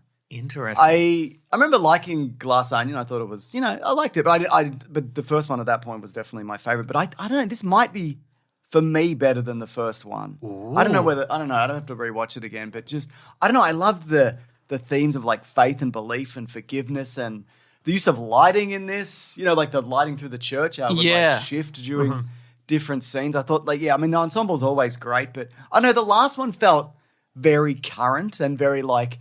Eat the Rich. Yeah, Eat the Rich. And this is something that's happening right now. And it was like COVID and... Oh, yeah. And like an Elon Musk guy, and which is, all good. But this felt more kind of classic in its... He said it, folks, Elon Musk equals good. That's what he said. Yeah, that's right. There are still the... There is still like, they say woke and DEI. Yeah, and the guy's like, he's trying to become like an alt-right guy. Yeah, he's totally. making his movies, his online stuff. And then there's the author who's gone a little wacky and is... attracting a certain crowd. Yeah. There were a couple of bits that also felt pretty current from Totally, that. And I wonder, the second one I think probably is the most that feels like of the time. So when you watch it, you go, oh, okay, I remember what this was like. I wonder though, like looking back at that one in like 10, 15 years, that'll be such a time capsule of that particular moment, which might, I don't know. Well, that'll probably Although I add to suppose it. because if you remember the second one there, everybody is, locked down and wearing masks or whatever, and then they very quickly come up with a very convenient.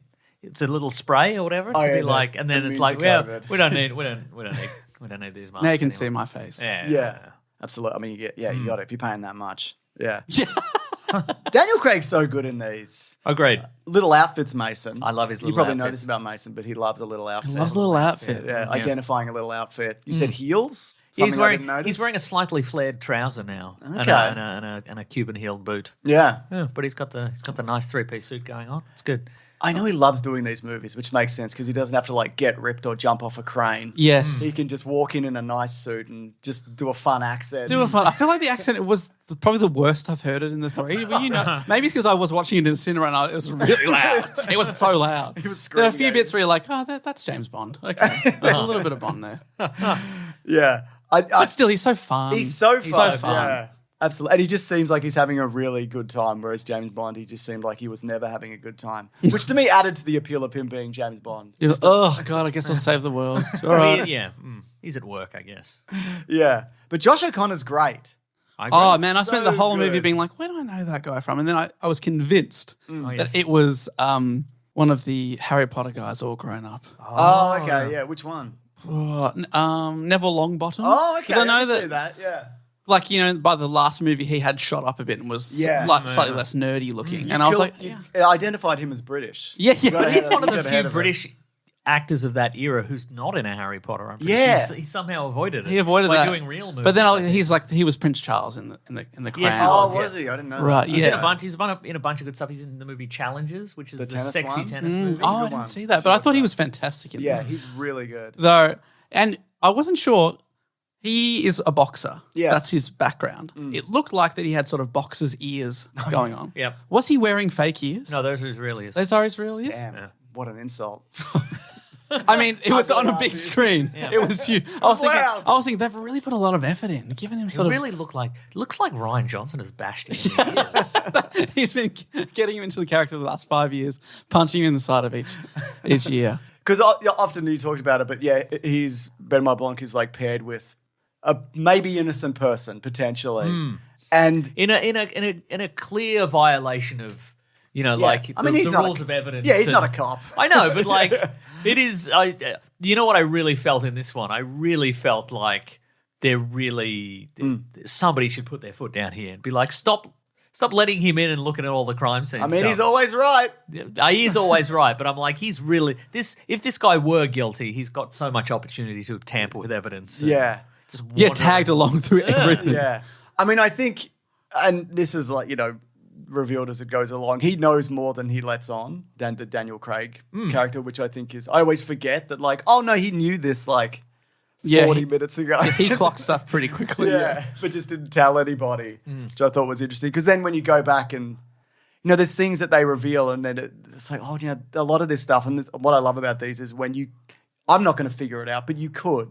it's there. Yes, know what you I mean? rewatch Like, it and you go, evidence is there it is. The actually I'm was. looking forward to a rewatch, and I mean, I guess this is the advantage of being on Netflix. Is as soon as it comes out, I can rewatch it, knowing what I know now, and go, were all the clues there? Wait a minute, no. They weren't at all. Yeah. Oh, just an awful cast of characters as well. As normal. As normal, as per usual. You know, just a cavalcade of just terrible fucking people who, you know, get their various comeuppances, maybe. Yeah, I'm just going to name them. Does anyone mind? I'd love to hear it. Josh Brolin, Glenn Close, Andrew Scott, Kerry Washington, Jeremy Renner, Darren McCormick, Thomas Hayden Church, among others, etc. And so a few English people in there doing American accents, it seems. I think some a little bit underused. Like, like an Andrew Scott? Andrew Scott was the one I was thinking of. Yeah. He's just there for a bit. He is there for a bit. If he was, I shan't say. He didn't do it, folks. Or did he? Or did he? I don't know. Do we want to do some spoilers? Yeah, let's do it. But I'm going to say it's the best movie ever. I agree. I say it's best movie Best ever. movie ever. How does everyone rank these? Ooh. On outfits alone? No. Okay. Because I was going to say Knives Out, then this, and then Glass Onion, I think. Is that a hair thing? No, I think it's a summer versus winter thing. I think interesting, okay. I prefer his winter outfits. All right. His summer outfits, yeah. Yeah, okay. What about you? I think I'd say 1, 3, 2 as well. Yeah, I'd agree with that. Because a part of it is the second one, the setting is just not as, I don't know.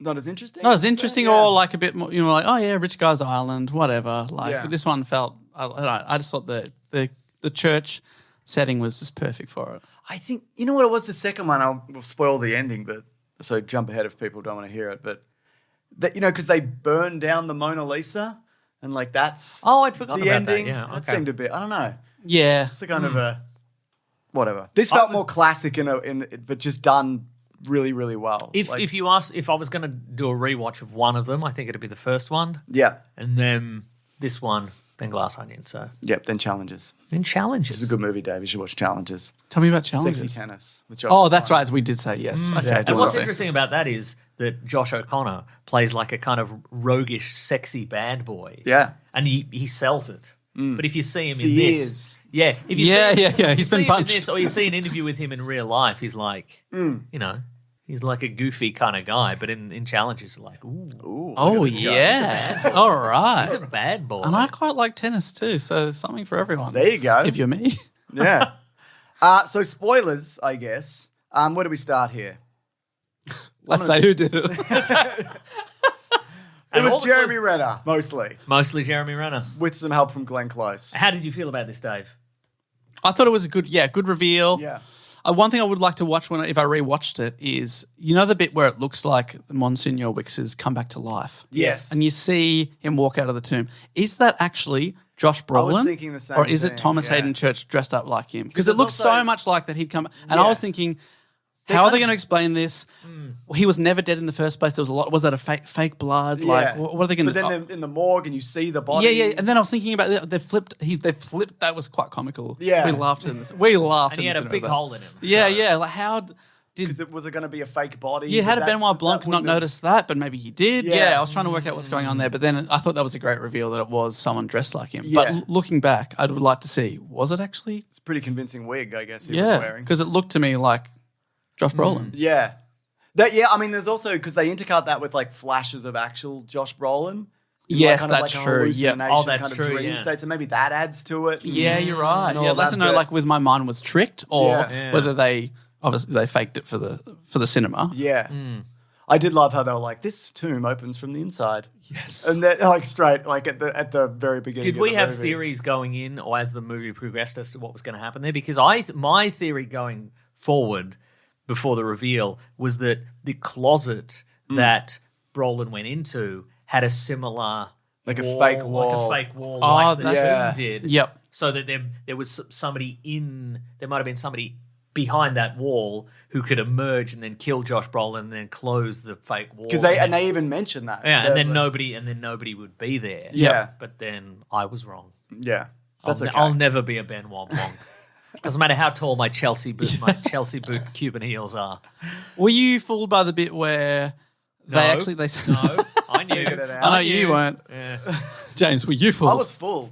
When the bit where they said Josh O'Connor did it. He Yeah. had 7 seconds in the broom closet to stab him in the back, did you think, oh, he actually, There was that's definitely it? a moment where I'm like, oh yeah, because you've seen this before where the main suspect, or like Ana de Armas, she did kill.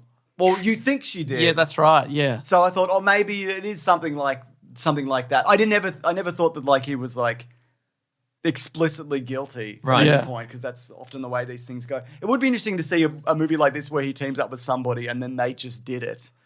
Like, because, you kind of go against the I thought it was quite interesting. And he's also, like, for the last hour, been toying with him a bit by taking him around the crime scenes, like you were saying, possibly destroying evidence. Yeah, because because he's talking about how we're like, I haven't figured it out. This is impossible. But he clearly had. Yeah. Like, he clocked it, like, probably immediately and then just let it play out. Yeah. Which I thought was really interesting. Well, if I were to be critical of this movie, and I love to be critical, sure, it would be that there's a lot of, I mean, I guess like a lot of these sort of murders, a lot of pieces have to come together absolutely perfectly in order to pull it off. Like the fact that they had to put the fake devil's head on the back of his jacket, which would produce a little bit of blood. Yeah.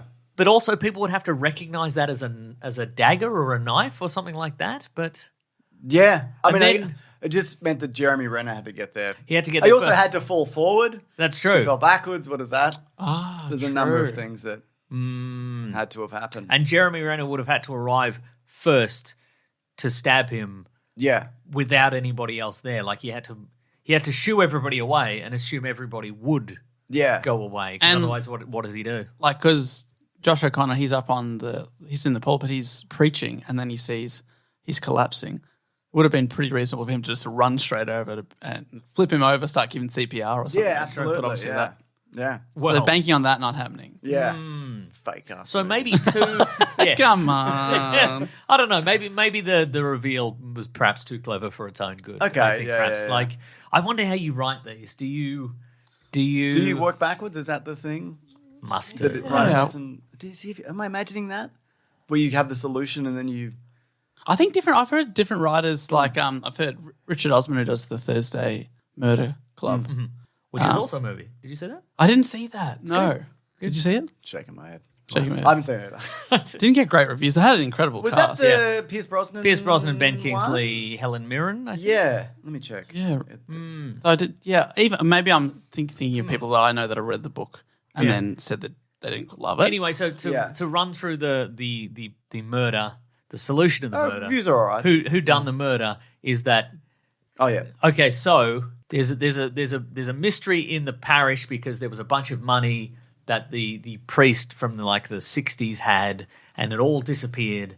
And where did it go? And it turned out that what he did is he converted all the money into a precious gemstone, which he swallowed, which killed him. Yep. And a young That's a pretty dumb death. Yeah. and absolutely. a young Glenn Close saw that. She got too close. She had this secret in her head, and then a woman who was part of the parish, she demanded to know where all the money the went. daughter of the priest. That's exactly right. Yeah. And she demanded to know where all the How money was she went. the daughter of the priest?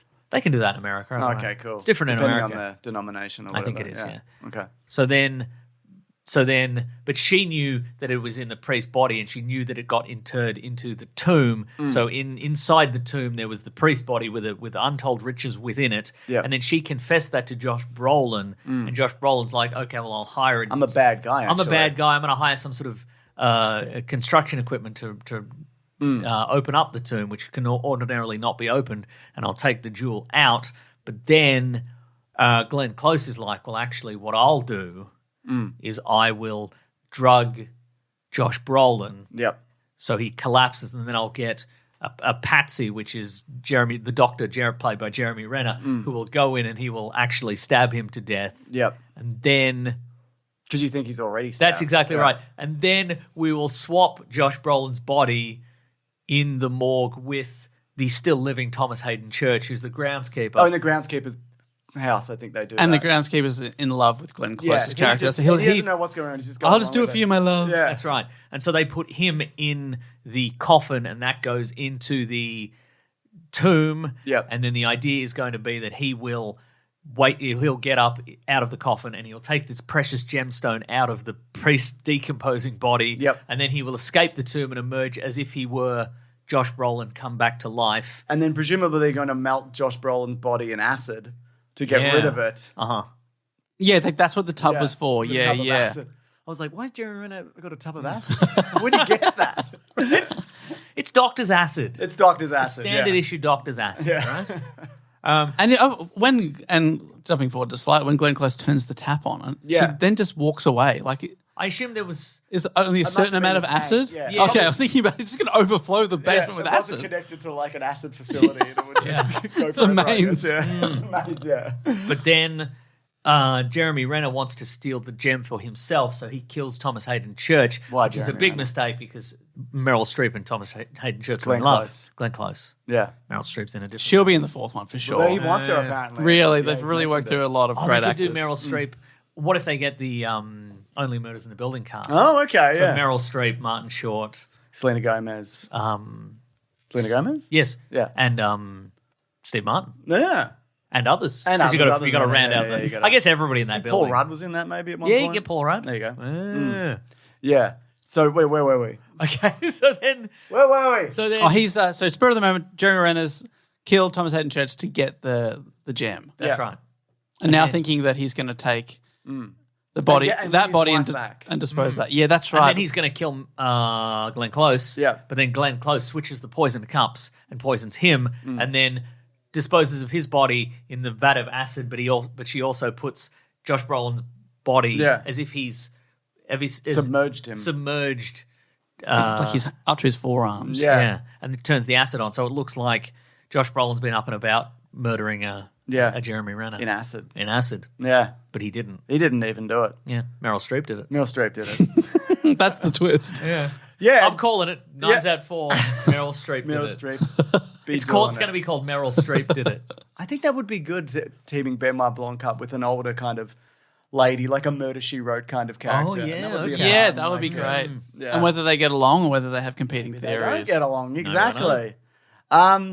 Yeah, I also love that Benoit Blanc at the end, because he shields everybody from the fact that Glenn Close did this to save her kind of reputation, I guess. Yeah, as a And not a murderer. As a not a murderer. And he'll just take a hit publicly, and he's like, no, I don't care. Like, let people think that I'm a moron now. Wow. Yeah. I wouldn't do that. That would impact business It would, wouldn't severely, I think.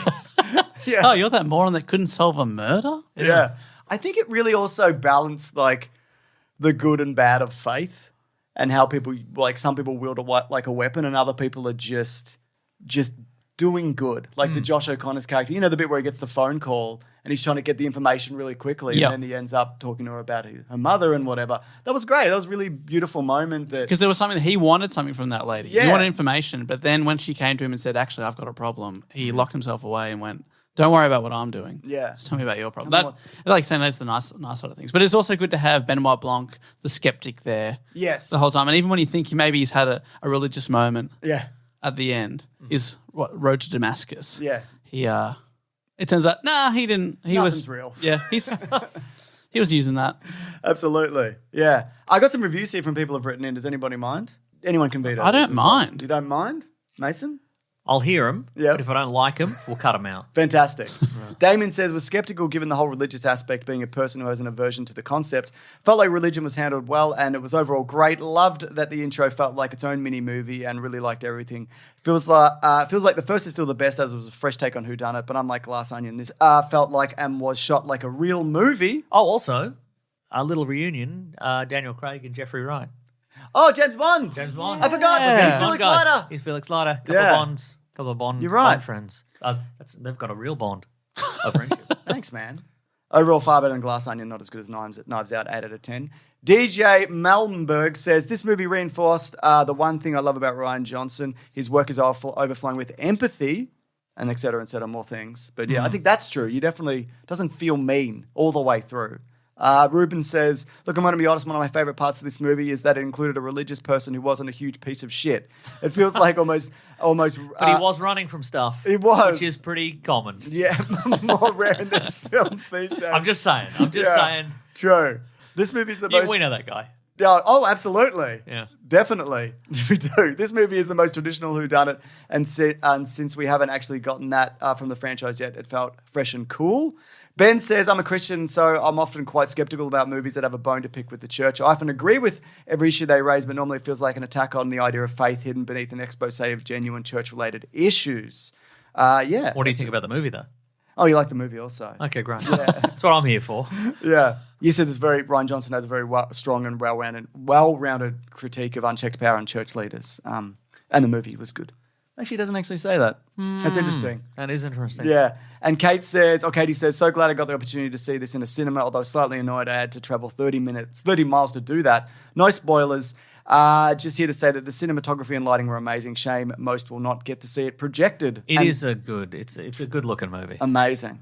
Yeah. Yeah, it is give the cinema experience. It's good. Yeah. Yeah, it's really good. I don't care what Ted Sarandos says. He doesn't care what you say. I know. And he's richer than me as well. So he might be, yeah. So he's better than me, inherently, I think. And just getting to watch it and really concentrate and not be distracted by your phone. Exactly. Or yeah. Apart from that time that I took the 15-minute phone call in the middle. But apart from that, it was you're concentrating fully on that. It's also so nice when the movie is good as well, because sometimes you're locked in, but you're thinking it's a bad experience. I know it said 2 hours 50. Yeah. How long do I reckon? This is long as well. It is. This It like was 2 pretty. hours 20. Yeah, plus. it was pretty long. Yeah, plus post credits. No, I don't think so. I don't think so either. So next, I felt like.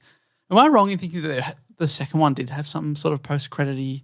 it may have. I can. Edward But this Norton one- emerges from the water and he goes, I'll be back. This one, I said to my friend Josh, I was talking about this. I think there might be a bit more. Oh, you Friend stayed. Josh O'Connor? No, yeah, that's right. Wow. No, there's no post credits. And he was like, seriously, I'm in this movie. Yeah. We can just leave. I said, is that you? That's the guy from Harry Potter.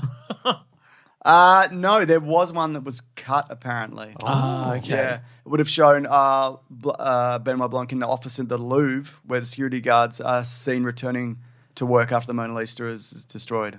Didn't some stuff just get stolen from the Louvre? Yeah, that's true. Maybe that's why they cut it. I love that. What they cut it?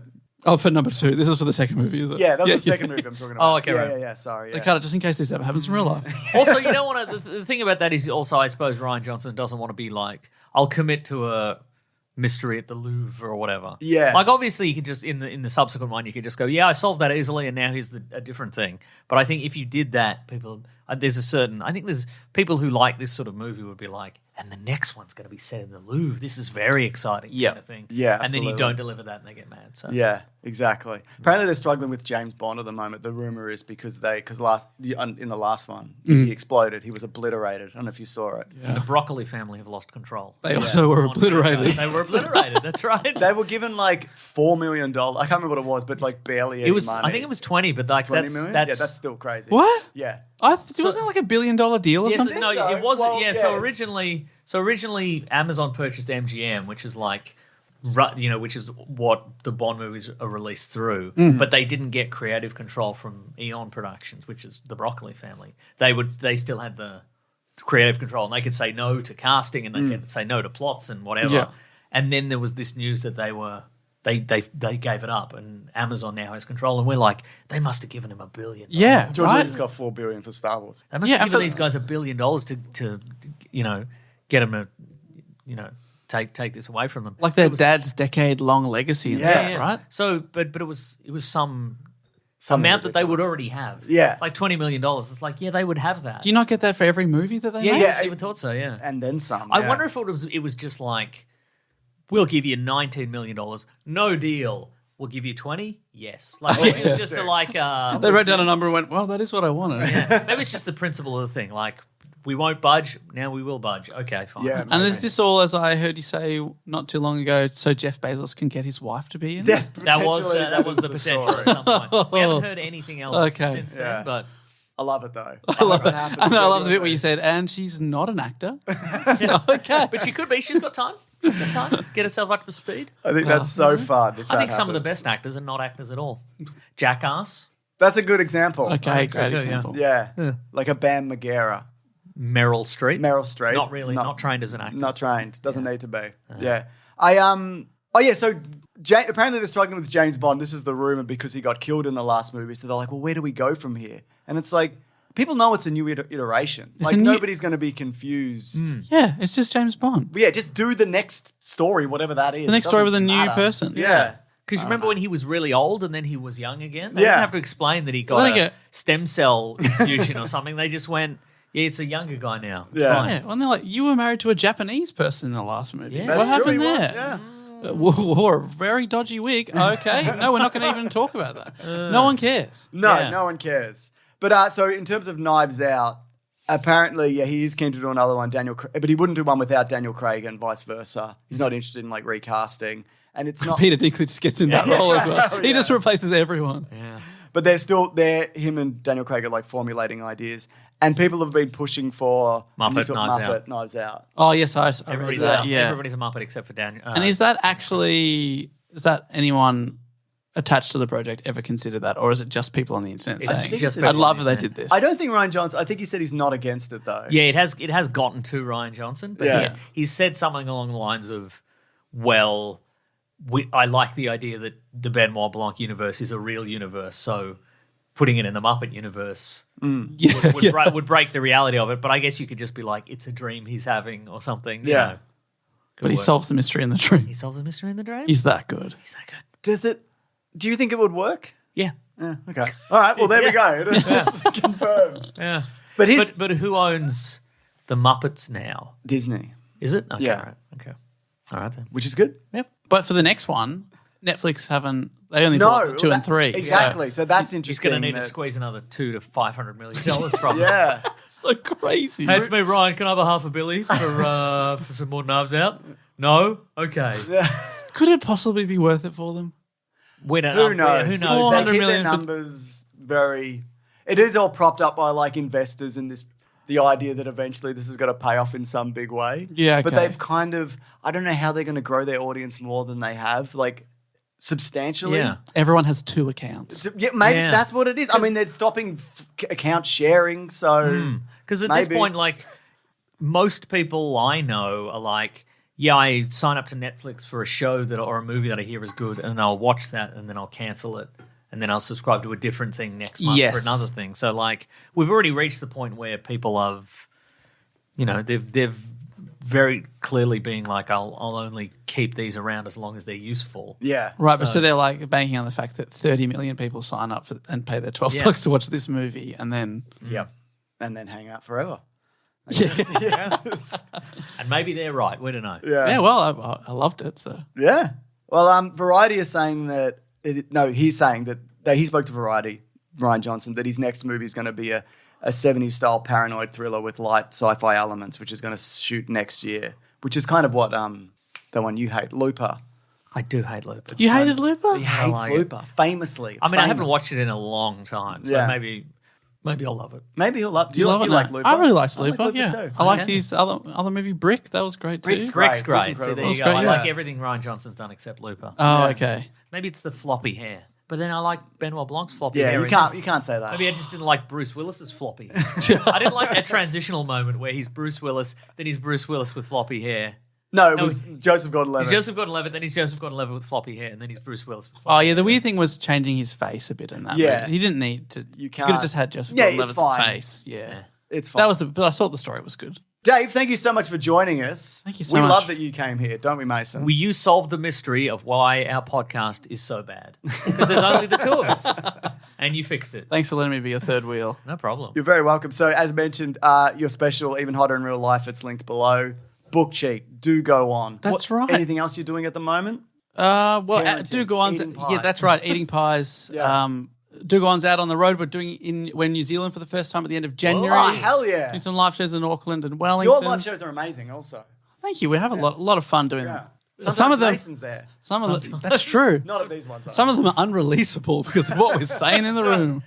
And Book Cheat, I recently did an episode with you guys. We talked about the Day of the Triffids. That's right. Yeah. Okay. Yeah. But also a couple of murder mysteries over the time that I've covered. So if you like that kind of thing, yeah. Fantastic. All right. Thank you so much. We're going to go to the next segment. It's called What We're Reading. What are we going to read? That's what it's called, Dave. Enjoy.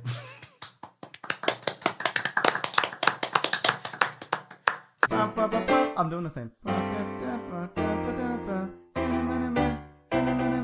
What are we reading today?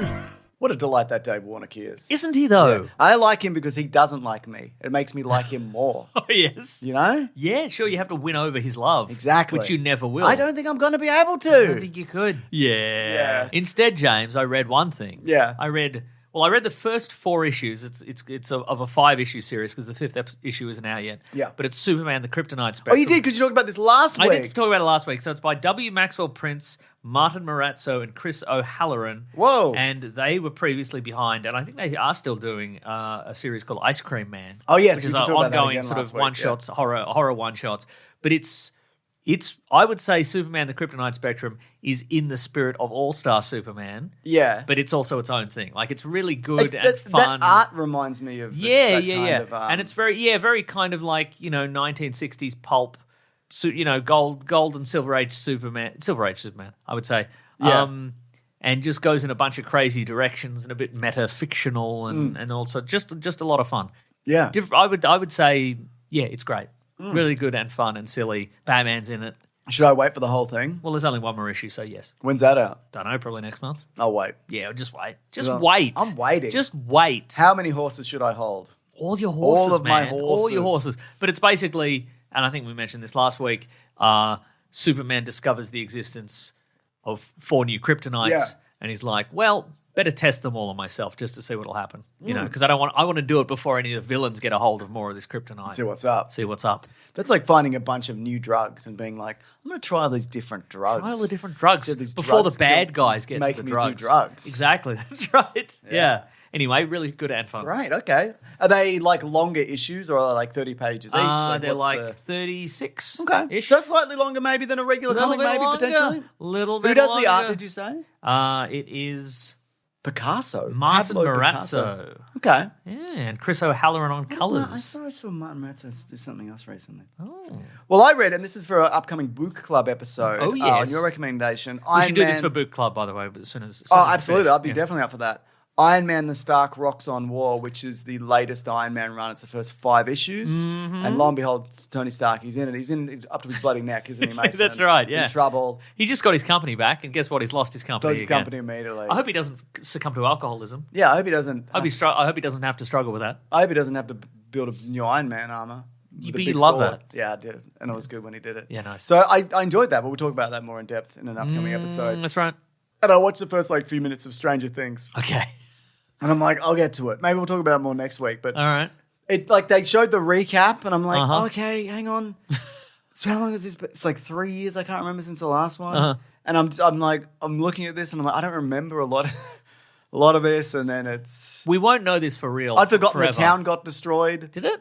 at the end of the last one. Did it? Or a lot of it did. There was a Wow. big rift down the middle. I don't remember that at all. Yeah, I'd forgotten. How's Eddie doing? Vecna. Eddie died. But how's he doing though? He's all right. Okay. Maybe he'll come back. I don't know. Maybe People come back. can. Yeah. Um, But apparently it is good. These first 4 episodes that go anywhere between an hour and 4 hours long each. I don't know. That's true. It's all over the place. Yeah. we'll never know this, but what are the viewing numbers like? Do we know? People coming Well, back it in crashed droves. Netflix. It crashed Netflix. But also maybe they've got a crash Netflix button. that they're Oh hitting, yeah, you know? yeah. So Yeah, yeah, classic. classic. Speaking of Netflix, I watched 2 movies that are going to Netflix this week. Doesn't So work. Knives Out, yeah, not Well, anymore. Yeah, we talked about it. Not anymore. Stopped showing up, so we watch Netflix movies. Too good. But there's a movie that's going to be on Netflix this week, I think, but I saw it in cinemas. Yeah. Jay Kelly. That's the the George Clooney one. Yeah, with Adam Sandler. So directed by Noah Baumbach, written I by like Noah Baumbach. written by Baumbach and Emily Mortimer, who's also in this. Yeah. And it is. Oh, Greta Gerwig's also in it because Yeah. they often do something Yeah, stuff together. George Clooney is Jay Kelly, who is is a George Clooney character, only more so. He's like the last of the great old school movie stars, in the modern age. Yeah. And he decides to go. He's just finished a movie, and then in like a week he's going to do another movie, and then he's going to do another movie. And but he decides he's going to take a week and sort of coincidentally meet with his daughter, who's going on a little tour of Europe. He's going to take this opportunity to go to Tuscany and accept a lifetime achievement award. Lovely. But in the meantime, he's going to go to And what I mean, on the face of it, you'd be like, oh, you know, he's a movie star and he's questioning his life or whatever. Oh, movie star. But it's sort of about the movie's about. It's got a lot of layers, and the movie's about like the sacrifices people make to get what they want or what they think they want. Yeah, like, it's that kind of movie because it's like as the movie progresses and you see flashbacks to his life and him starting out and stuff like that. They de-age him? No, it's a different actor. What? Yeah. How could they get somebody who's as handsome as young George Clooney? They did it. Okay, they did it. All right, they did it. But he also doesn't look anything like young. Yeah, George okay. Clooney. But it's about like all the other people's dreams he kind of crushed along the way, and kind of look. A minor spoiler for the movie is that he became successful, more so than any of his peers. But he's also the guy that showed up with another actor to audition for a movie, like as support, and then sort of stole the role out from under him. Like he's that guy kind of thing. Okay. It's good. It's got a lot of layers because it's also one of those movies where, and he's got like a bad relationship with some of his old buddies and his family and all this sort of stuff. And it's one of those. I think in lesser hands it'd be one of those movies where it's like he'd have the realization at the end, oh, I'd give up everything. I'd give up all the money and the fame and the awards just for one more day of being a better dad or whatever. But I don't think this guy would. And not in a funny way of like, he's a bad guy and he loves it kind of thing. It's just a complicated thing. And it's every time, they say when God closes the door, he opens a window or whatever. It's like that same thing of like every choice you make closes some doors, whether it be on your friendships or like other career opportunities or family or whatever it is. Maybe you're in a door factory. Yeah. He's not though at any point. None of this is door factory. No. He's in much more luxurious places. Yeah, like a big house, big sliding glass door factory. Oh, sliding doors. Yeah, Gwyneth Paltrow. But yeah, good cast. It's got, as you said, Adam Sandler is his manager. I love that pairing of those two. They feel like they'd be good together, and they've never worked together. Yeah, because like they're friends, aren't they? Yeah, it seems that way. Yeah. And like the two biggest stars of like 90s, 2000s, like drama and comedy. But I guess never worked together. they have different roads. Like they don't. George Clooney doesn't do that kind of comedy. Makes you think, the Adam Sandler comedy. So true. Yeah, okay. Laura Dern's in it. Who else? Looks like Greta Gerwig is in it. Greta Gerwig is in it because she's Adam Sandler's wife in it. And that guy? He's a guy? You said Emily Mortimer, didn't you? I did say Emily Mortimer. Yeah. Billy Crudup. Billy Crudup's in it. Great. Okay. Oh, Patrick Wilson's in it. Patrick Wilson is in it. Isla Fisher's in this. She's in the Now You Can't Get Me. Isla Fisher's in it for like 4 seconds. She's not even in those movies. But I reckon worth a watch. All right. Yeah, no, I do. I did want to watch this. I like the trailer. So. Yes. And I like Noah Baumbach's Baumbach. movie. He wrote Barbie sort of somewhat. That's what they say. I liked Marriage Story. I liked White Noise. I liked White Noise. No? You didn't like White Noise? I can't remember it. Yeah, I like White Noise a lot. All right. Yeah. It's like a real odd duck of a movie. All right. Mason? Yes. We got to get out of here. No, to the next segment of the show. Oh, you sly dog. Then we got to get out of here. You sly dog and you low dog. Thanks. Yeah. Here's the letters thing. Woo! The classic one was letters, oh letters, we love you. Some letters, they're only a day away. You know they're here right now. We're going to do letters. Yeah. Yeah. This is a letter segment of the show. You better believe it. It's known for a number of things. It's known throughout the land. Yeah, probably the most famous thing it's known for is that people write in letters to the show. Absolutely. To ask us questions. They'll either send an email, a brief email with an intriguing subject heading. Intriguing. To weeklyplanetpod@gmail.com. That's so true. Or there's a thread in the Planet Broadcasting Great Mates group. And you can Great Mates group. That's what we'd call it in Australia. That's what we do. It's the Great Mates group. It's the greatest mate group. Here's an email from Bruno. Bruno. Hi, greetings from Texas. Bruno Mars. No. Bruno, Texas. Yes. I've been a fan for over a decade, and a quick question for you all. We've seen so many heroes recast over the years, especially Batman. If you had to guess, how many more times do you think you'll see Batman recast in your lifetime? Oh, do you think it's going to be one of those things where it just gets quicker and quicker? Because I feel like we're going to be having multiple Batmans at one point. Yeah, we're going to maybe. do 2 Batmans at once. Right. We're going to get Pattinson, whoever new Batman is. Are we including... We're not including animated, I don't think. We're not including animated. Doesn't count. Not video games voice acting. Doesn't count. Doesn't count. Doesn't count. Doesn't count. Doesn't count. Let me think. How many's there been in the last Let's decade? do our lifetime. Okay. So for our lifetime, the first was Keaton, Kilmer, Clooney, Bale, Affleck, Pattinson. Yep. Is that everyone? Plus, there's some TV live action stuff. We're not counting them. Did I miss anybody in there? I feel like I did. Bale, you said Bale? I said Bale. No, I think that's it. That's 6. Yeah. 6. I said Affleck, right? Okay. Did I say Affleck? Yes. Okay. So another 6? At least. You think it's going to go faster? Maybe. Or maybe... because I feel like there's a good chance they'll do like future Batman, and then they'll do that. Like Batman Beyond. Yeah. Doesn't count. Has to be regular Batman. Has to be regular. But he'd be in it. Like Bruce Wayne would be in it. You're just talking straight up Batman. You're taking this guy's question. Yes. And you're drawing your own conclusions. I'm drawing my own conclusions. I'm extrapolating. Okay. Like Sherlock Holmes or Benoit Blanc. Benoit Blanc, sorry. Benoit Blanc. Benoit Blanc. I think he has to be in costume. I think I think if they ever do a Batman Beyond, they're going to get a pre-existing Batman actor to do. I think that was what they were probably going to do with Keaton at some point, but they fucked that up, didn't they? No, I disagree. I think blue skies ahead for that. Flash was good, and also was the Batgirl movie he was in that never got released. That's true. I don't know. Let's say we live another 40 years. Nice. Hypothetically. Yeah. I reckon another 6. Yeah. Yeah.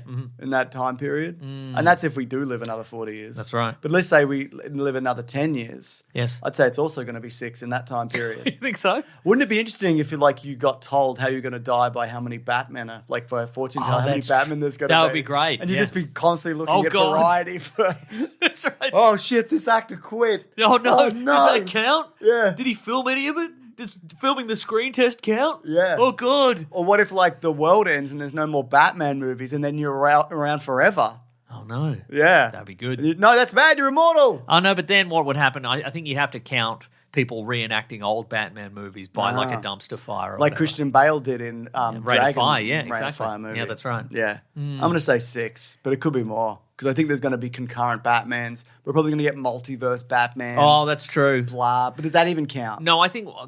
You're talking recast, this is the new Batman. I think what they're going to do... If they do multiverse Batmans, I think they're going to do everything within their power to bring back previous Batman actors. Yes. Okay. They'll try and get Bale... They'll be like, hey, Bale, $10 million to be in this for 5 minutes. Would you do that? Or all AI you. And he'd be like, I'll blim and do it. Without your permission. Yeah, that's Either right. you do it or we'll just do it. Yeah, exactly. 10 million, or you'll see yourself on screen no matter what. And your kids will be like, did you film that? And you'd be like, no. I didn't blim and do it. No, you stupid kids. They did it with AI. You stupid kids. My stupid kids. Yeah. I'm Christian Bale. He shouldn't talk to his kids like that. I'm not currently in a movie where I'm American, so I'm going to use my real accent.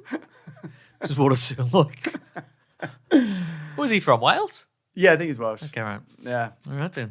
Some Joseph Cook. I think you're probably right. I think it's probably because more also than 6. I'd say another 6, and there were huge gaps in there where there was no Batman, and I don't think we're going to experience that. You think so? Not in the same way. Right. Yeah. But then they might. What if they lock in on the perfect Batman and he's Batman for 15 years? Yeah, they might, but even then, I think they'll do multiple series. Timothy Chalamet. Thin Batman. They'll call him Batman. Thin Batman. I'm Thin Batman. Reedy Batman. I'm a reedy Thin Batman. How am I going to get out of this cage? Oh, I'll just go through the bars. I'm Thin Batman. So I'll just walk normally through the bars. I don't even have to turn to the side. I'm Thin Batman. Thin Batman's foiled me again. Wah, wah, wah, wah, wah. Joseph Cook says, I'm Thin Penguin. What? Yes. I was going to say. Even thinner than that guy. Which guy? The one from Gotham. He was thin. I'm thinner than him. But I've turned to the side. You can't even see me. No, I can't. Yes. I'm just me in this, and I'm not a You're character. welcome. I didn't say. You're welcome, though. Wah, wah, wah. Didn't ask for it. I didn't say thanks. Not something I'm interested in. An even thinner penguin. Penguin away! Okay. Even thinner penguin away! Wah, wah, wah, wah. All right. Is everybody thin, or is it just you and Batman? Just me and Batman. All right, man. That's cool, I guess. Just a coincidence, though, that you're both thin. Apparently it is. Apparently it is. Okay. You didn't see him and then... I'm not on Ozempic, if that's what you're asking. I'm not on it. It's just diet and exercise. All right. You don't look well. Joseph Cook says, what's the worst children's media you've run across? When I was a kid, edutainment. Spot it from a mile away. Hate it. Yeah, bad. But now... There's a couple of Netflix. They feel like they're AI generated, but they're not. Right. Shows there's like Little Angel and BB Finn, and it's just your kids watch these, or one of your kids? What my daughter sort of does. Right. And it's just like they're really long, and there's no story, and it's just song, and it just goes forever, and it's just like a baby wandering around. Okay. Or whatever. I could show you a clip to kind of get a sense of what this is. Do you remember when there was that trend on YouTube for some reason? Elsa, Spider-Man, whatever. Yeah, whatever. what was going on there? Because were people? Because this was pre-AI, so people were making those. Yes. Or did they have some sort of system that could generate like a autocomplete that was building those? I don't know. I think people were just acting them out. Acting them out. Okay, here's an example of this show. And look, I get it. It's just like, it's stuff that kids can kind of mindlessly... There we go. I'm just going to show you, and maybe people can hear this. I don't know.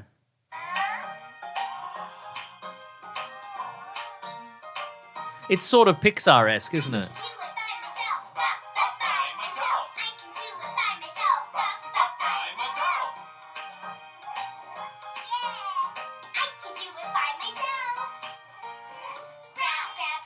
All right, that's enough of that, James. That's enough of that. Imagine that, but it goes for 40 minutes. Oh, and it'd be louder because it'll be on the TV, wouldn't it? Oh, I hate it. So, James, I hate it. But, like, with like Peppa Pig and things like that, there's short and there's like a story, but this is just like... I don't know. I don't see a lot of kids' media. What was the... I guess Mully Grubs, because it had that... As a kid, it was that horrifying... Yeah, face. That faceless woman. Yeah. But I don't know. Just edutainment for me. Edutainment, I hated it. Yeah. Trying to sneak in like different continents or whatever. Yeah. Well, like, the pulley system is... Shut up! In Australia, there's only one continent, North America. Absolutely. We both saluted. Yeah. Yeah. Cool, man. You got another one? Oh, I got so many, James. Calm down. This is from Kieran. Hello, James and Mace. I've been listening since I was in school, and now I'm an adult working an adult job, so the passage of time is wild. Yeah, I work in an electrical store that has had the film Wicked demoing on TV since March.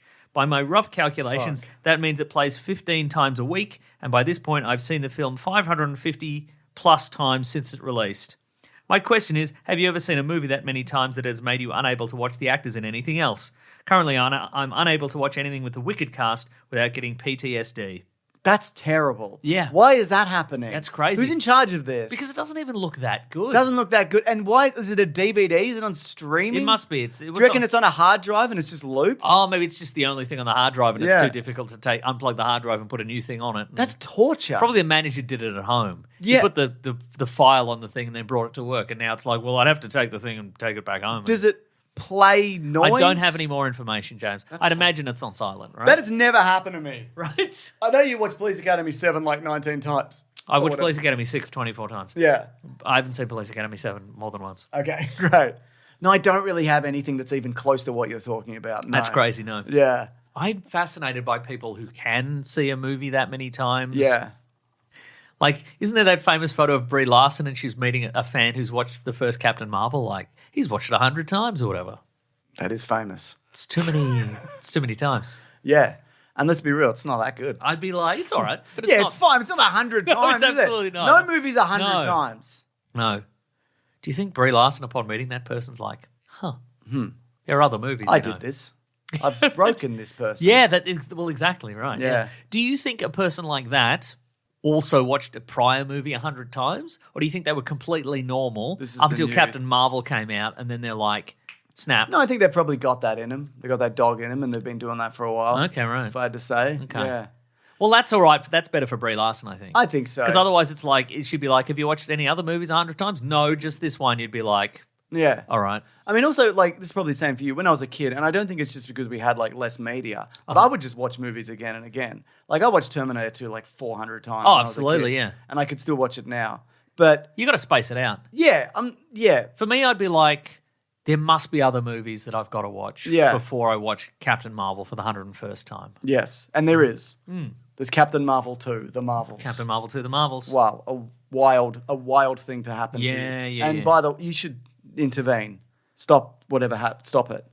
Like, stop that from happening to you. That's torture. Legitimately.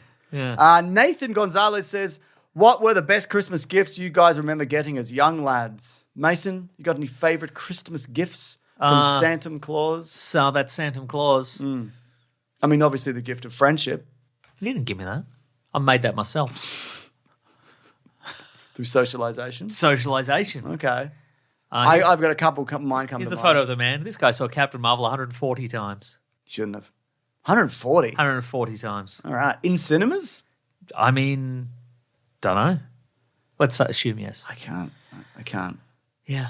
I got a remote control boat once. That's cool. Did you Right. take it out on the boat lake? No, took it out of the local pond. How was that?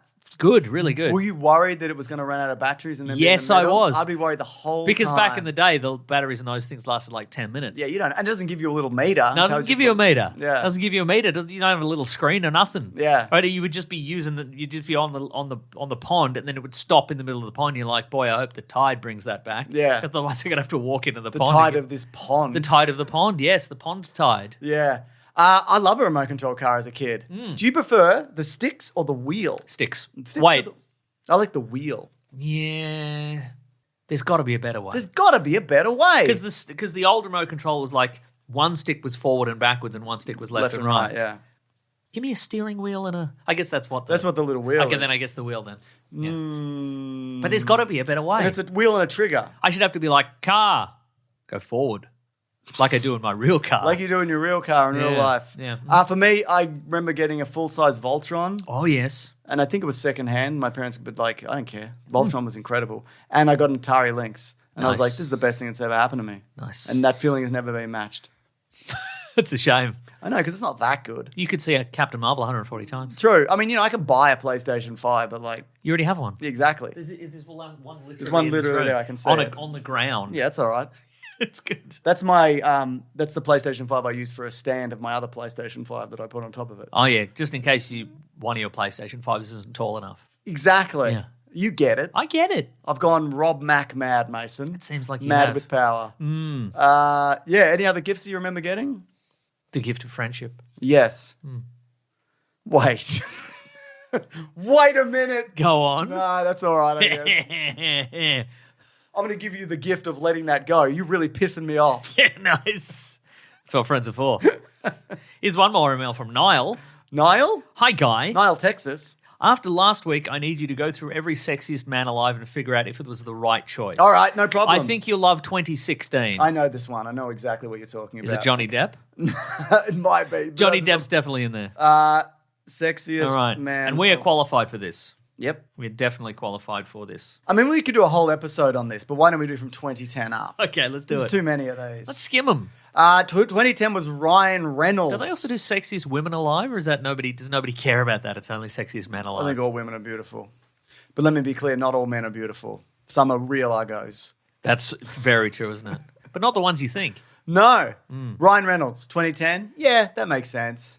Yeah. Also, a lot of these men, I think, are going to look very different then than they do now. Because of passage of time. Passage Or of do you mean time. just the perception of them? I think both. Yeah. Yeah. And also the work they've had done. The work that their weird faces. Yeah.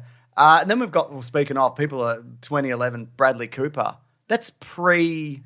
His surgery on his face. Yeah, people don't like his face or whatever he did. I don't know if I don't even know enough about him. No, I don't know either. Sometimes they're like, because it'll come up on Instagram or whatever, like, this guy's had all this work, and I'm like, he just looks like He looks he's shiny. older, or he's had... Or he's it's shiny? He's shiny, or the angle of the photo is different. I don't know. Yeah. What was Bradley Cooper doing in 2011? Because this was, I guess that was after... Limitless? It was Limitless. Was it Limitless? Yeah, it was Limitless. It was also, he did The Hangover, Hangover? etc. We're going 2012. Mate, bloody a Limitless Hangover. That's like bloody every weekend for me.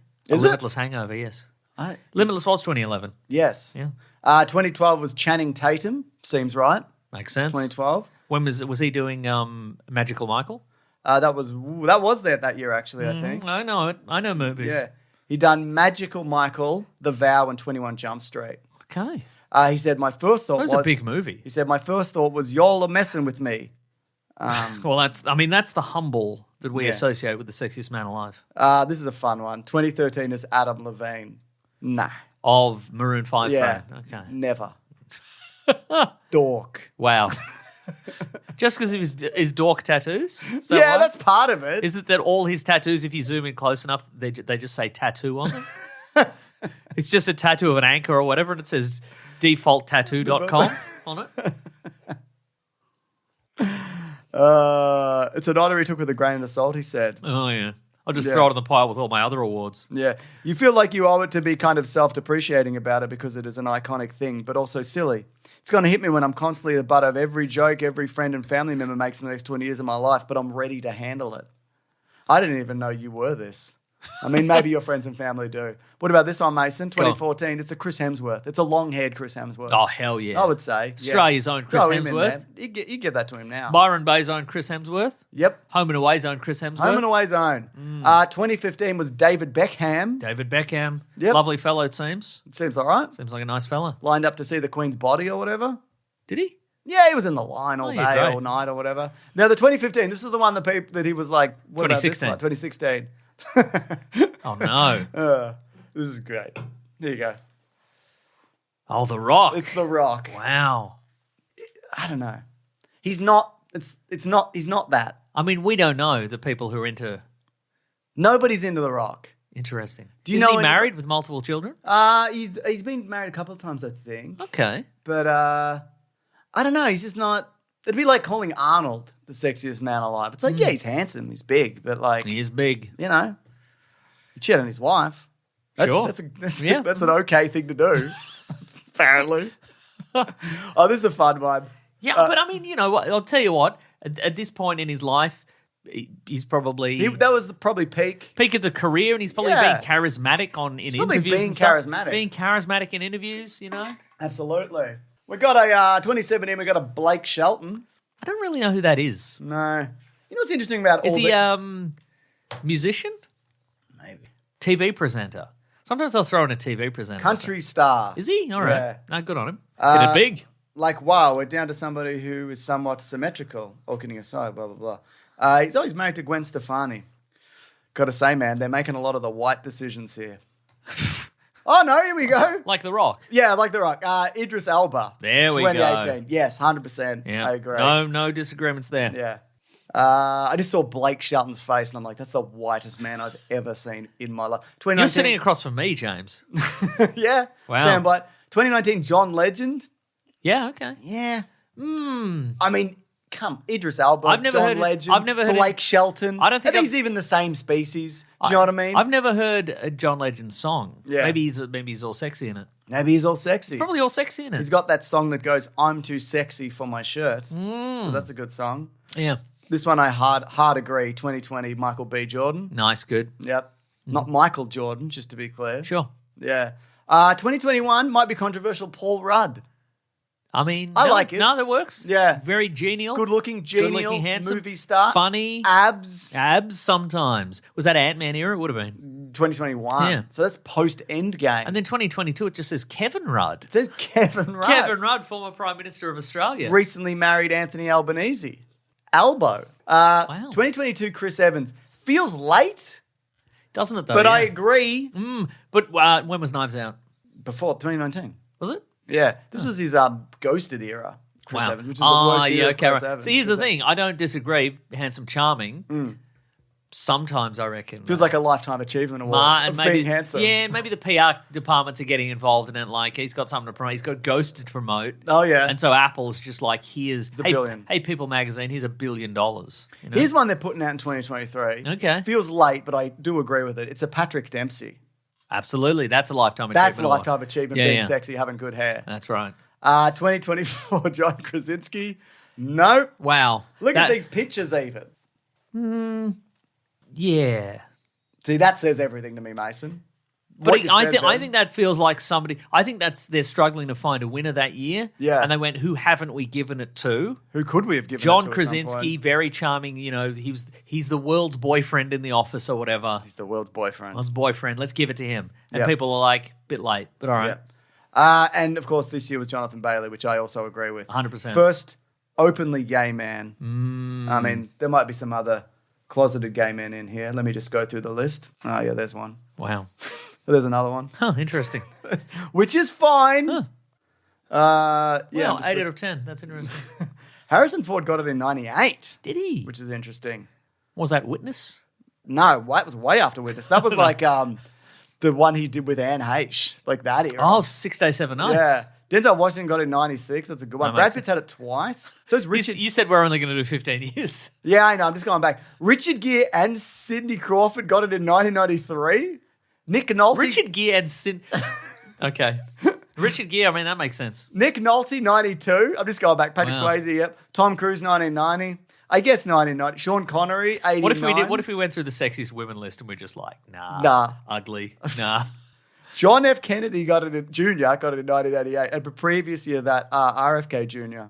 Who's Harry? RFK Jr. Yeah, no, I'm No, joking. you son of a bitch. I was like, who's Harry Hamlin? He got 87. Oh, he's so tanned. He doesn't look that tan in this one. Interesting. Good hair. I don't know Very that. good hair. I don't know him. He was married to Lisa Rinna. Okay. Mark Harmon got it in 86. Makes sense. Mel Gibson, 85. Makes sense for And that's where 85. it stops. Yeah, makes sense for 85. Yeah. All right, that's interesting. Then we could have done a whole episode on that. I got this one, Mason, from Steven Sankey, who says, have you read any of the recent-ish Star Wars expanded material? If so, which stuff? And Nope. if not, what kind of stuff would you like to see get made? I looked through my list of things, and yeah, I read the first 3 issues of Legacy of Vader, which is a Ben Solo Kylo Ren book by Charles Soule. So I like it's Charles gone Soule. on- Me too, and it's gone on quite a bit since then, so I am going to catch up on that because I did quite like it. It's set Nice. between 8 and 9. I Okay. think. Yeah. So there you go. Well, that's great. But what do I And want to 9. see? The Mandalorian fight Grogu. Absolutely. That's what I want to see. That's right. No holds barred. Steel chairs Yeah. in a ring.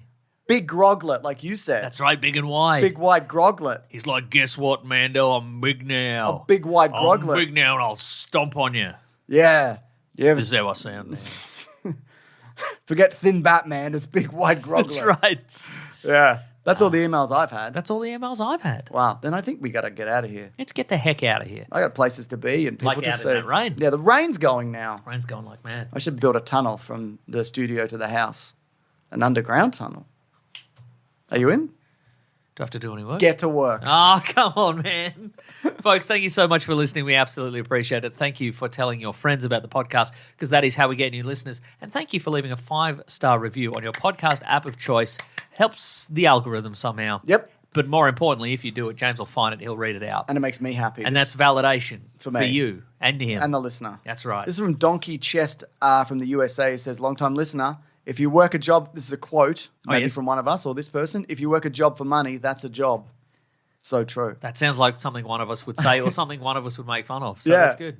This is from 41 Red, also from the USA. It says, this podcast is the podcast that got me listening to podcasts. Whoa. Amazing! That's amazing. And while you're wrapping up the show, I'm going to write the episode description. That's terrific, folks. If you want to get into contact with us, you can go to weeklyplanetpod@gmail.com, or you can go to the Planet Broadcasting Great Mates Facebook group or the Weekly Planet Podcast subreddit and Discord. We've got fun civil chats about podcasts and pop culture. Thank you to Fidel and Maisie and Sarabi. They moderate all those forums. They make clips for the Weekly Planet YouTube channel and clips for the Weekly Planet TikTok. Those little shorts. They're making those shorts. Making those shorts. Sorry, I'm just tapping away. No, they're like bloody. Go on, give me an example. They're like people working at the sweatshop making it for Kmart. They're making those shorts. All right, You like know? slavery. Like slavery, that's what I'm saying. Yes. Okay, cool. What they do is akin to slavery, is what I'm saying, yes.